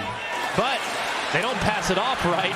Watson just kind of falls into it and drops Daniels for the loss. Just an excellent job there, taking advantage of a bust up front by LSU's offensive line.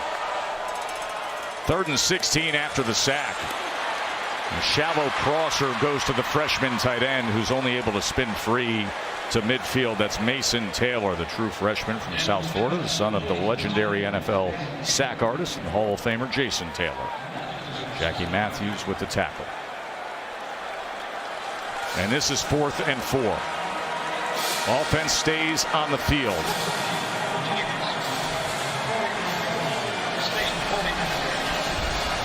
Bully's all cranked up for his defense.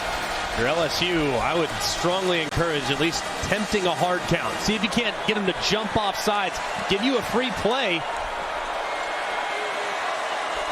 Maybe get the first down just on the penalty alone.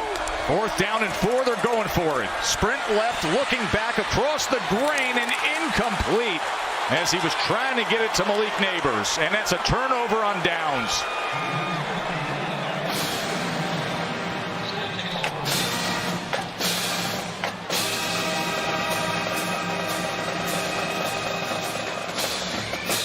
This is a difficult throw that Jaden Daniels is trying to make. And if you look at Brian Kelly, he's probably telling him, man, you just tried a very low percentage throw when you had Brian Thomas with enough to gain.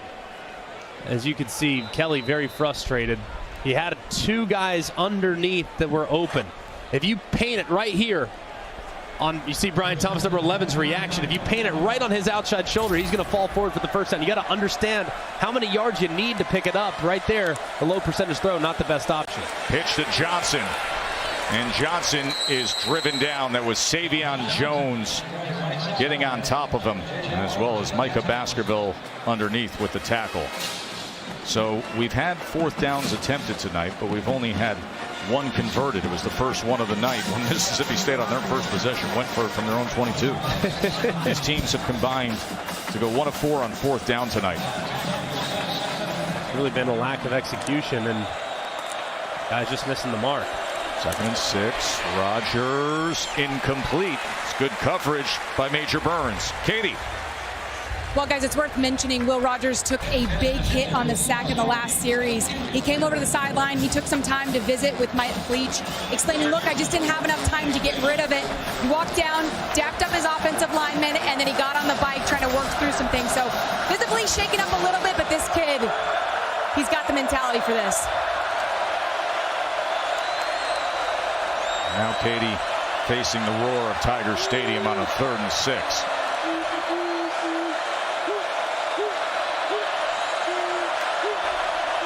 Edge pressure, but quickly getting rid of it. It's going to be short of the line to gain as he goes to Wally, and we will have another 4th down for Mike Leach to deal with. Nope, there defensively. You're going to go for it on your own 22 with 11 minutes in the first quarter. You're going to go for it here. Good job throwing into the pressure. They have really stacked the box, LSU has defensively, in these short yardage situations. We said earlier, if they would just do a zone read, pull it by the quarterback, see if he can pick it up with his legs, I think it'd be really effective, especially looking at what looks like man coverage right now from LSU defensively. See Matt House, the DC, with his arms folded. Can his defense get another stop on 4th and 1? Or does State have it? What they have right now is a timeout, as that play clock was counting down. 2:20 to go here in the third quarter, and that gives us the chance to go to the studio. And Matt, what do you got, my man? Guys, I should probably point out that Bobby Petrino is back in Fayetteville on family night, and his Missouri State team is up 17-7 on Woo Pig after that Jason Chilton touchdown. That made it 17-0 at the point. Arkansas scored since. And a reminder that Arkansas, this could be a look-ahead kind of week because they are going down to AT&T Stadium next week for a showdown against Texas A&M. And speaking of Texas A&M, of course, they are coming up next, trying to bounce back after the loss to App State. And they get Tyler Van Dyke and the talented Canes. Number 13, Miami. Number 24, Texas A&M.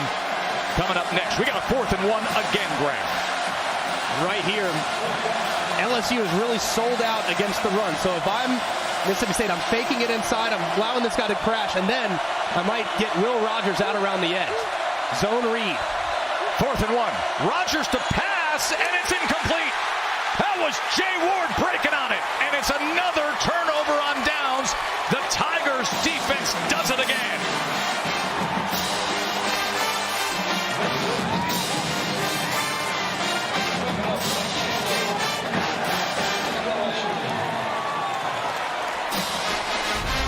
That's a great job here by Matt House.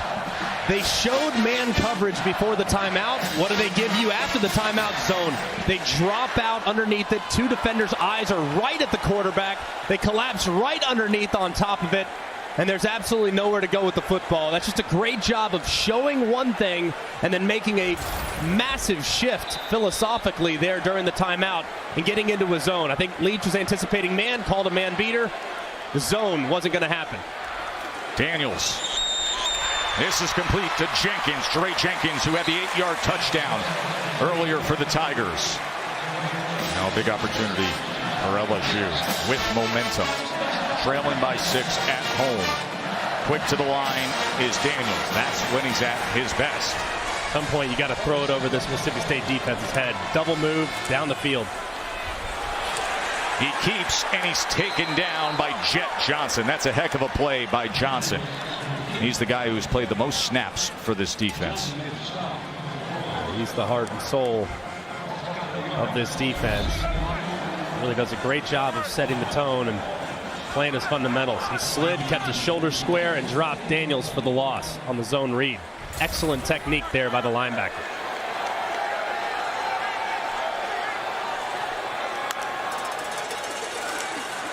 Second and 12.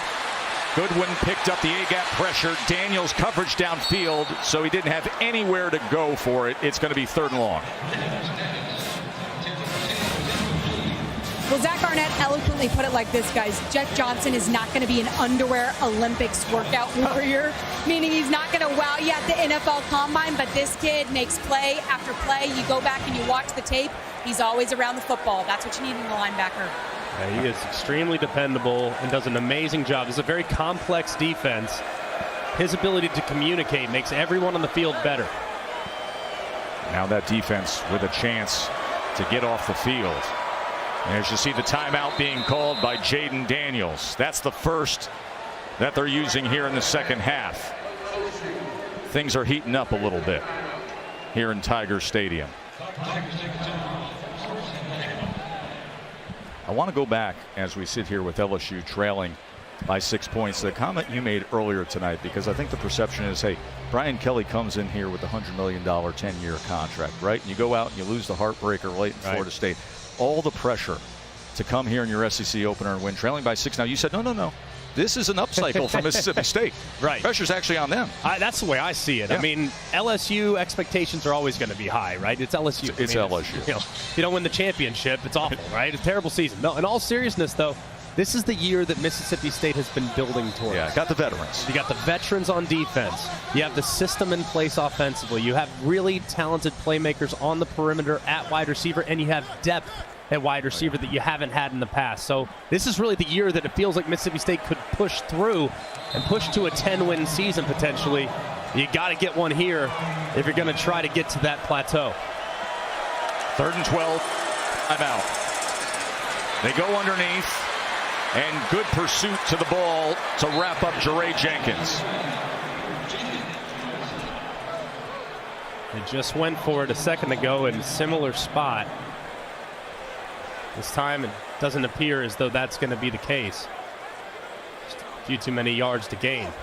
As opposed to 4th and 5, 4th and 9. A little too much for the LSU Tigers. Good job defensively there by Mississippi State. And Bramlett goes out. Williams is inside his 10. Bramlett's going to try to pin him here. This is their 6th punt of the night. Reverse rotation. Oh, and it's muffed! And the Tigers got it! Oh, the sweet irony. They gave it up 2 times on muff punts to Florida State week 1 when they couldn't afford to. And now right here, right now, it goes the other way. That was Slade Roy, who's the long snapper, getting downfield and recovering that. The sophomore who transferred in from East Carolina comes up big. Just misplayed there by Williams, of course, so reliable, 6th-year player. And the ball just dies and thinks he's going to come right into his breadbasket. Goes a little bit short. And a great job there by Roy, hopping on it quickly. What a mistake from Mississippi State. And now LSU, and as the flags come in pre-snap, you don't consider. False start. Offense, number 69, 5-yard penalty, 1st down. Austin Williams, who is back to return that punt, he is so sure-handed. He's one of the most veteran receivers in all of college football, has the trust of everybody on this team. And now we have the turnover here with a minute to go in the 3rd quarter. Is this the swing moment LSU's been sitting on? Absolutely have to punch it in for 6 here. You settle for a field goal, that Mississippi State defense going to run off the field with high fives and chest bumps. So after the sudden change, you have to turn it into 6 if you're LSU's offense.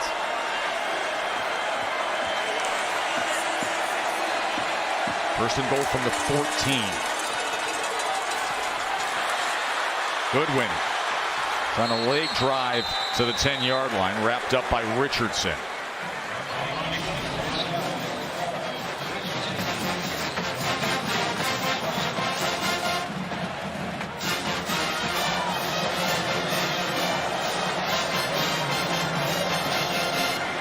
Long snapper comes up with the recovery, and he's right back to work.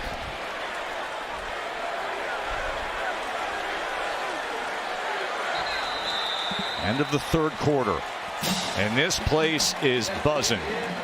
Just enough, believing, just enough, and hoping that 10 yards from now, they'll be in position to take the lead when we start the 4th quarter. This is pure hustle. Bramlett punts it away, and watch Slade Roy, the long snapper, sitting right on top of Austin Williams, saying, big day for a lot of folks here in Baton Rouge. Been fun. We're going to start the 4th quarter with this off the muff punt. 2nd and goal. Tigers, prime position. Can they cash in? Jaden Daniels with time, spins out of it. Going to try to do it with his legs. Inside the 5, it'll be 3rd and goal from about 3 yards out. Emmanuel Forbes had to chop him down. Good pursuit there from Mississippi State. Excellent job closing the distance. As soon as Daniels put that ball up into his arm, you knew he was a runner at that point, and they closed. Now if I'm Mike Denbrock, the offensive coordinator, I'm anticipating pressure from Mississippi State. They're going to bring the heat. Get your quarterback, who's athletic, out to the right to his throwing arm. See if you can't get a guy on the move. Butte in motion. 3rd and goal. Looks that way. Then goes straight ahead, and he's in. Jaden Daniels. Flag is down at the end of the play, maybe after the touchdown, but this place is roaring after that.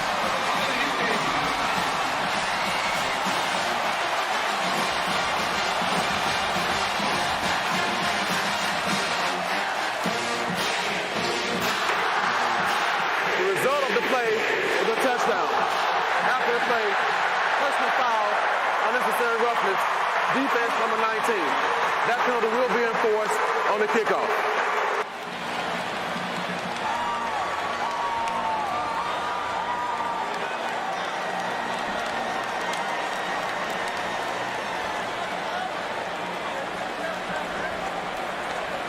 Ramos for the lead.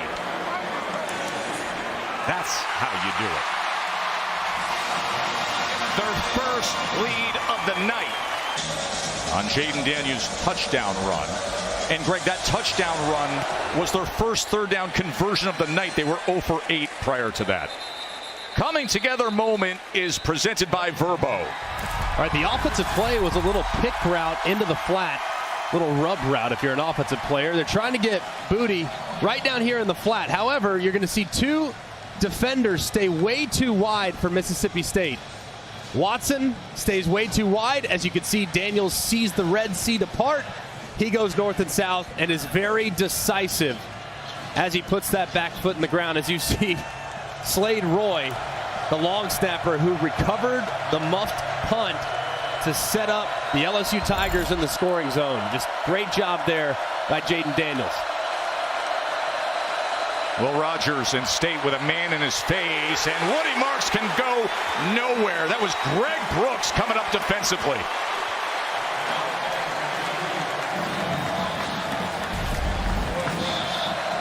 A nice job there by Greg Brooks. Coming up, wrapping up. LSU team, for the most part, has done a really good job tackling tonight. They've allowed a couple big runs, but that's to be expected against these excellent backs. But most of the time, they've kept them, for the most part, bottled up. And that's Woody Marks, who is still down, and the medical team is out to see him. He's been such a steady, productive player, as especially a receiving back in Mike Leach's offense. They are looking at his left ankle, and with that, we will take a short break and come back to a roaring Tiger Stadium.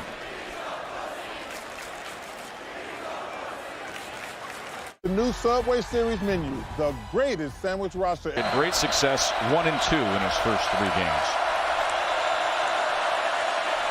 Will Rogers on second down, almost got sacked, but smartly gets it to Dylan Johnson. He had a man in his face. It was Ojulari again, but somehow Rogers was able to get it free. What a great play there to keep it alive, and it goes for 5 yards. A great job feeling that pressure off the right side. Ojulari won clean around the edge against Jones, but knowing where your outlet is, that's where you are. In the third year in the system, you know where all your answers are. If a guy gets beat, fine. Find your outlet, live to play third down. Got a 250-pound human missile right in your face. 3rd and 4.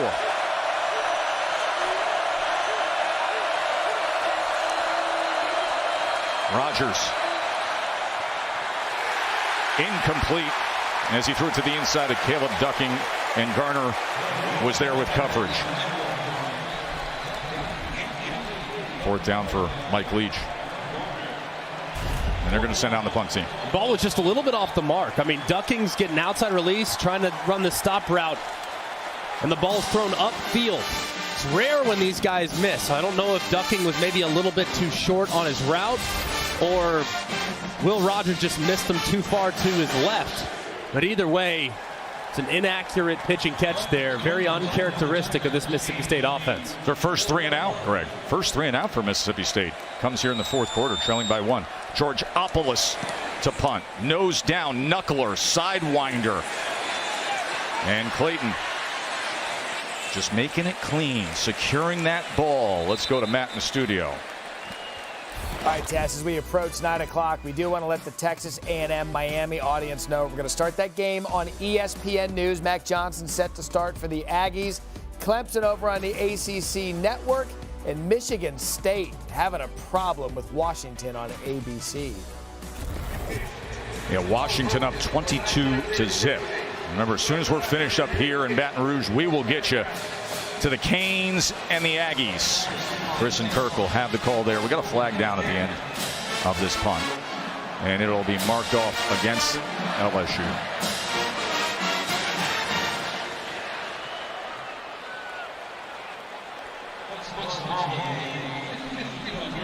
So this drive will begin at the 15-yard line. Jaden Daniels, who moments ago was able to run it in from 3 yards out, and then the extra point by Ramos has LSU up 17-16. Mississippi State missed an extra point to start the game. And that is the difference right now. Missed extra point and a muff punt for Mississippi State. Special teams miscues costing them. Emery trying to find anything. And gets that push behind that new offensive line. Katie. After Jaden Daniels rushing TD, guys, he got a little banged up. He had a cut on the left eye. He came over to the sidelines. They addressed it. He was using an ice pack here, as you can see. Brian Kelly did check on him. Once he said he was good to go, I think Brian Kelly was a little underwhelmed by the size of the cut. I got to get my man Stitch Duran to work the corner of Jaden Daniels. 2nd and 6.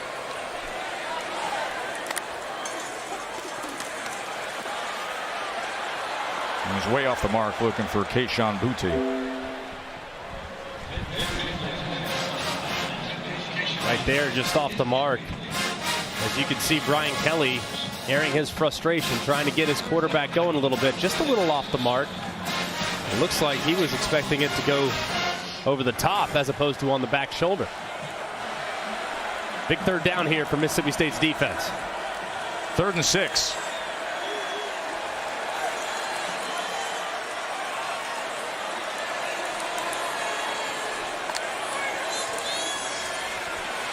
Daniels, easy pitch and catch to Neighbors for a 1st down.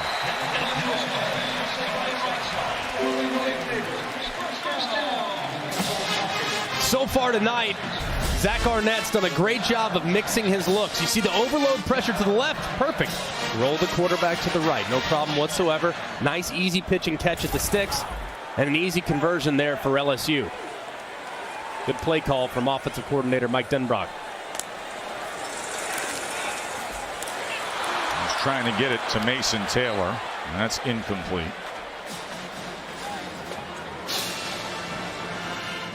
Mike Denbrock says he's got a lot of faith in Jaden Daniels. Loves the way he came into the program, the way he's been going about his business in these first 3 weeks.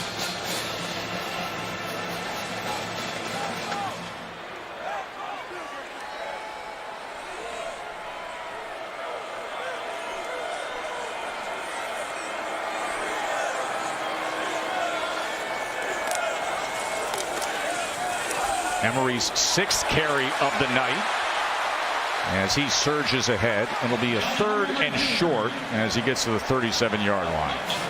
And the run game, just traditional run game tonight, has not really been there for LSU. They have decent rushing production, but most of that's been off scramble drill when Jaden Daniels decided to escape the pocket and create on his own. So here, they opt to hand it again to Emery, who's back after the 2-game suspension and after missing all of 2021. 3rd and 2. And Daniels has 77 yards rushing. Emery has 19. Daniels. Again, he goes to Neighbors for a 1st down. So after going 0 for 8 on 3rd downs, LSU has now converted their last 3.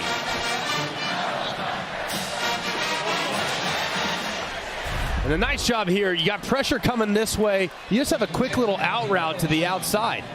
Just beating the pressures. When you have guys bringing the heat, you have to beat them with the throw every once in a while. And when you can find favorable leverage, which they did right there, inside leverage working against an outside breaking route, you're going to be able to convert that every time. Great job the last couple sequences on 3rd down, like you alluded to, Tess, for the LSU Tigers.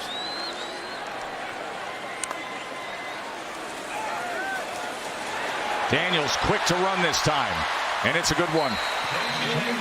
As he goes ahead, made that dive ahead. And he's crossing midfield to the 46-yard line.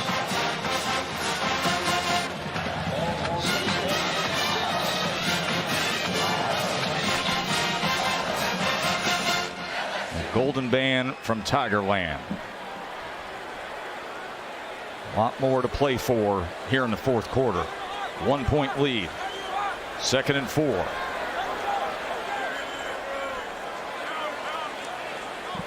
The aggressive defensive alignment from Mississippi State. Go heavy play action, or you throw it over their head. 2nd and 4.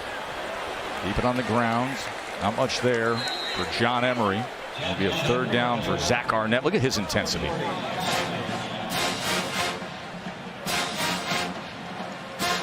don't think a defense with Mississippi State, but quietly this defense has been among the SEC's best statistically for the last couple of years.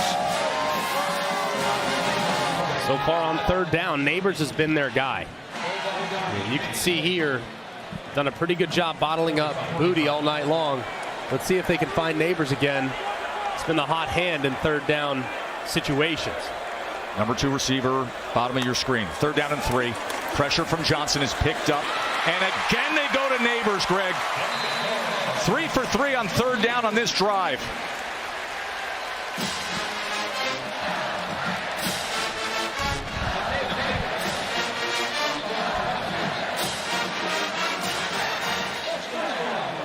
And a nice catch here by Neighbors. Ball's thrown just a touch high.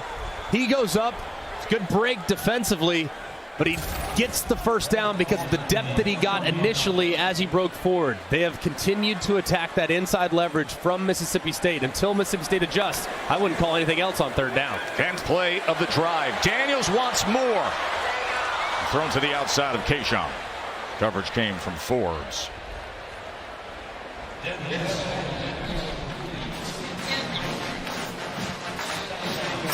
Reminder, they're getting underway with Miami and Texas A&M, and we'll get you immediately there. Chris Fowler and Kirk Herbstreit. Mac Johnson, starting quarterback for A&M. He was here, of course, at LSU. But now it's all about Jaden Daniels and this version of the Tigers. Daniels had the touchdown run earlier in this quarter to give him a 1-point lead. And he'll be facing a 3rd and 10. He was looking for Kyron Lacey. Brian Kelly is really adamant about the location of the throw. They've tried to throw that back shoulder a couple times now, and Daniel's just been off the mark. You see Brian Kelly put his hands up right there on the right side, of the right pec, right shoulder. That's where that ball has to go, and the accuracy on some of those downfields just hasn't been tight enough for Daniels. They've got to work on that as they move forward. Kelly always works very closely with his quarterbacks through the years. 3rd and 10. They're going to swing it around off the orbit motion. Josh Williams.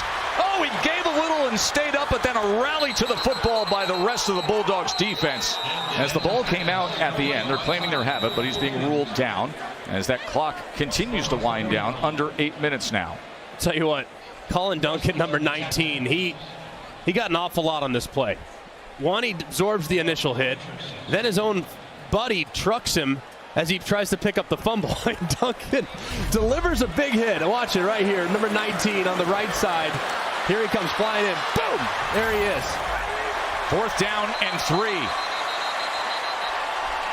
And a timeout is going to be called by Mike Leach. They had ruled forward progress had stopped, which sets up 4th down. Here we go. 4th down and 3. 1-point lead. LSU. Daniels motions Taylor. Williams in the backfield. 4th and 3. Gonna loft it downfield. Neighbors again goes up and gets it. It's been a dynamic combination for the Tigers. Daniels to Neighbors. 1st down, LSU. And it is a 1st and goal.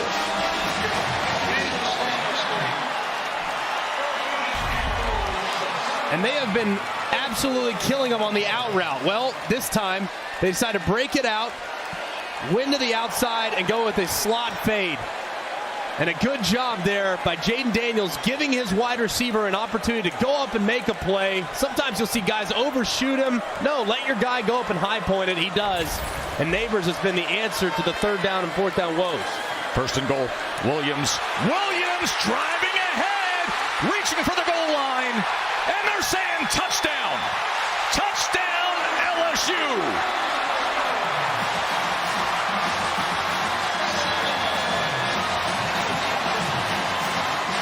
Extra keeper, Josh Williams.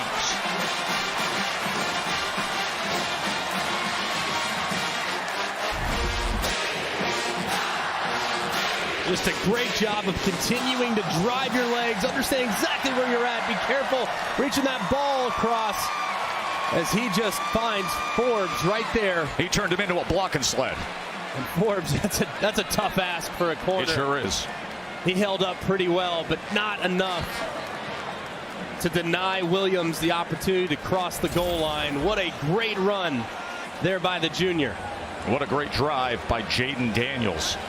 Over 6 minutes, 14 plays in the fourth quarter, 85 yards. Everything you want from a fourth quarter drive, Jaden Daniels just delivered. And with Ramos's extra point, it's an 8-point margin. Remember the missed extra point by Mississippi State to start the game. LSU has found Uncle Mo. They got momentum, Matt Barry. What do you have? Not as much entertainment as you have. What a game you have in Baton Rouge. Want to keep you updated on Florida, taking on South Florida. Pick 6 here for the Gators. Jalen Kimber reads it well. Goes 35 yards back to the house, 24-10. Those of you waiting for A&M in Miami, it's about to start. We're going to kick it on ESPN News. We'll move it right here to ESPN when LSU goes final.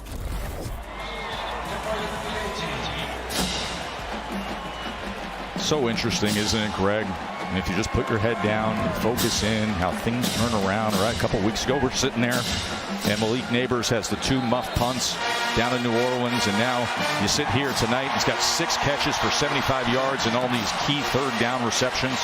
And he stepped up big, too. And it's nice that they've found that matchup that works for them. Now, he has won a couple of plays there on the third downs, just beating pressures, and they were lined up inside leverage, so it's a piece of cake. But the last one, the fade route, just a great job of going up there, grabbing the ball at its high point, and converting the fourth down.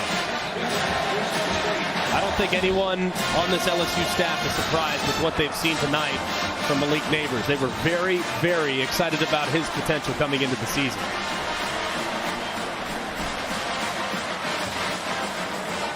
Place has come alive. West and Tiger Rag. They got the Golden Band rocking. They got the Golden Girls pumping their arms. They got themselves an 8-point lead. Here's Griffin off the hop from the goal line. And here goes Griffin. Watch out! He can burn it.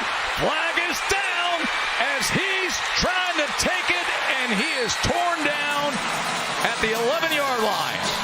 Flag is down all the way back at the 27.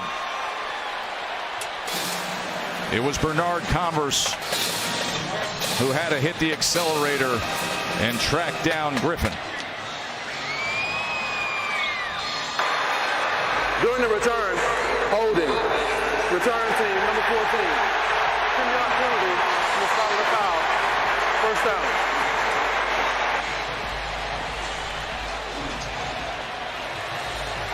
Bring it back. Bring it all the way back.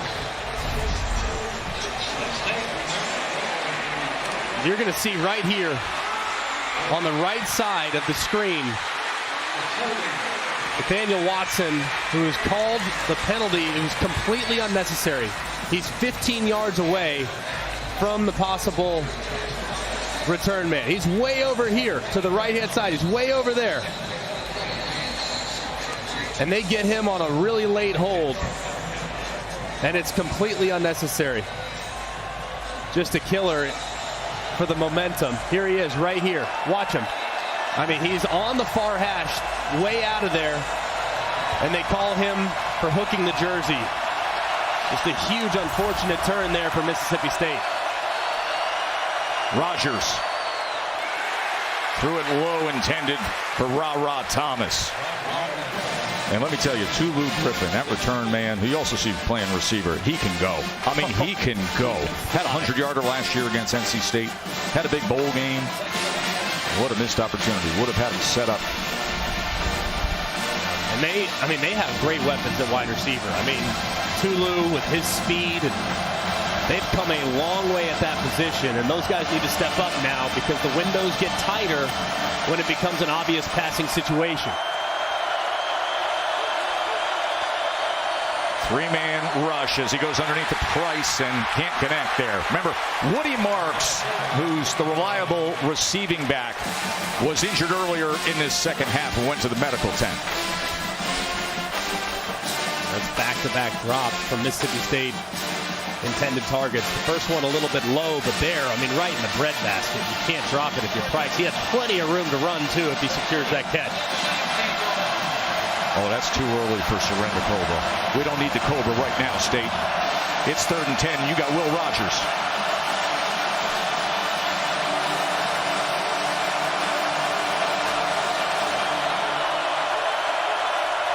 So loud here at Tiger Stadium. Rogers. He just had a shuffle it ahead as they were closing in on him, and it's incomplete. That was B.J. Ojulari again. Greg, he has been so active.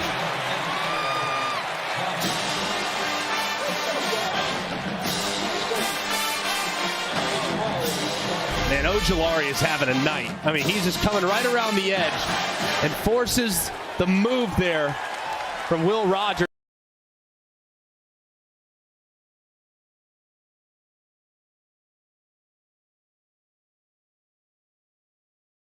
Tries to get it to his outlet. Johnson on the shovel.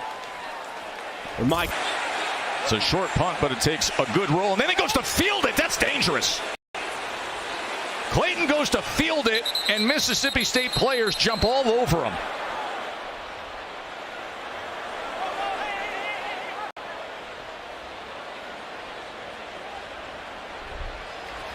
And LSU, a sigh of relief.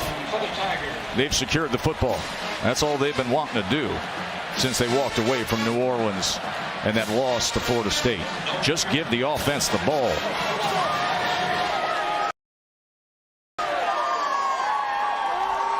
What a huge penalty that was on the kick return. I know, man. I mean, just a massive turn. And almost here from LSU, obviously new return man Greg Clayton. I mean, well, that ball was loose for a moment there. It was loose. I understand why Mississippi State jumped all over him. I do the exact same thing, but why do you care about field position at that point? Like, you give him a couple extra yards, let it roll out. Only bad things can happen when you get close to the ball, man. Run away as far and as fast as you can. Clayton's a walk-on. Had an 18-yard return last week. He's Jarvis Landry's cousin, by the way. So just over 6 minutes to go. Daniels sets up, goes downfield. Oh, nearly an effort by Jenkins, but good coverage downfield that time as Jackie Matthews was with Jeray Jenkins. Transfer from West Virginia to Starkville, Jackie Matthews. Yeah, excellent job breaking this one up. It was a pretty well thrown ball, a little bit late, but either way, man, to dislodge that football, I mean, Jenkins had two hands on it. That's one the receivers got to bring down for you in a critical catch situation, but an excellent job there by Matthews breaking it up. Good play by Matthews. They want depth at that position. He gives it to him his first year at Mississippi State.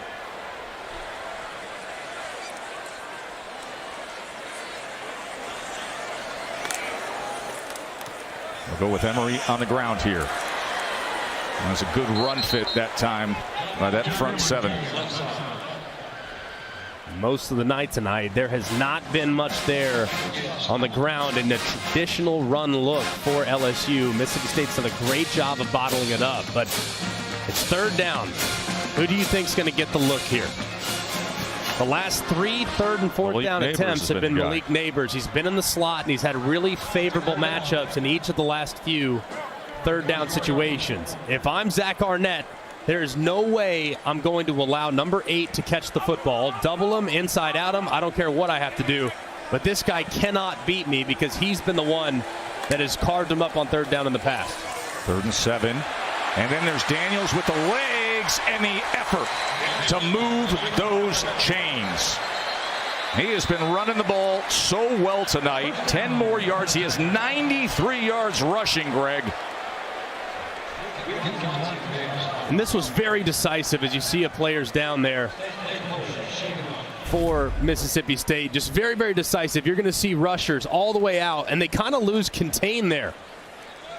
As soon as Daniels sees all that green grass, boom, take off north and south and see if you can't go get it yourself. It's a decisive decision there from Jaden Daniels, who's played much better here in the second half of this football game. As Nathan Pickering, who's down, the defensive tackle. Katie.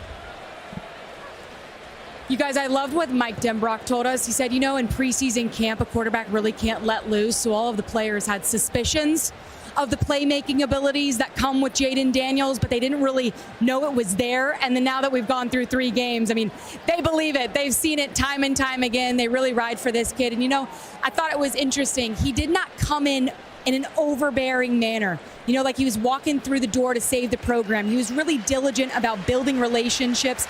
He took his wide receivers out to his home in California to build that trust, to get to know those guys better. So he's done it the right way. Building those relationships has helped it translate on the field, guys. Yeah, had that California summer bonding experience. Of course, he was a huge recruit coming out of Southern California for Herm Edwards when he first went to Arizona State. But to your point, the big moments, can he make the big plays? Can he get it done? The 99-yard drive against Florida State, the whole fourth quarter you're seeing here with the 2 touchdown drives and the touchdown run. Yeah, you're seeing the development, and you're seeing the decision-making and situational awareness. Now, there's still going to be room to grow. It's to be expected. He's still learning this offense, still getting comfortable in this offense, but you can see the natural playmaking ability. It's in there.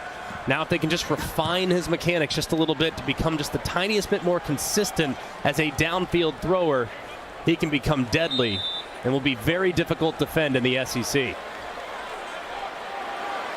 And 16 carries for 93 yards, and of course the touchdown, the go-ahead touchdown.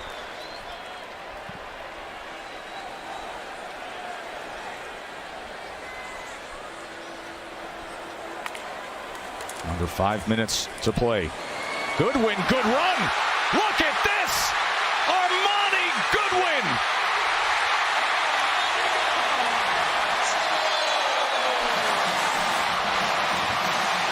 A 47-yard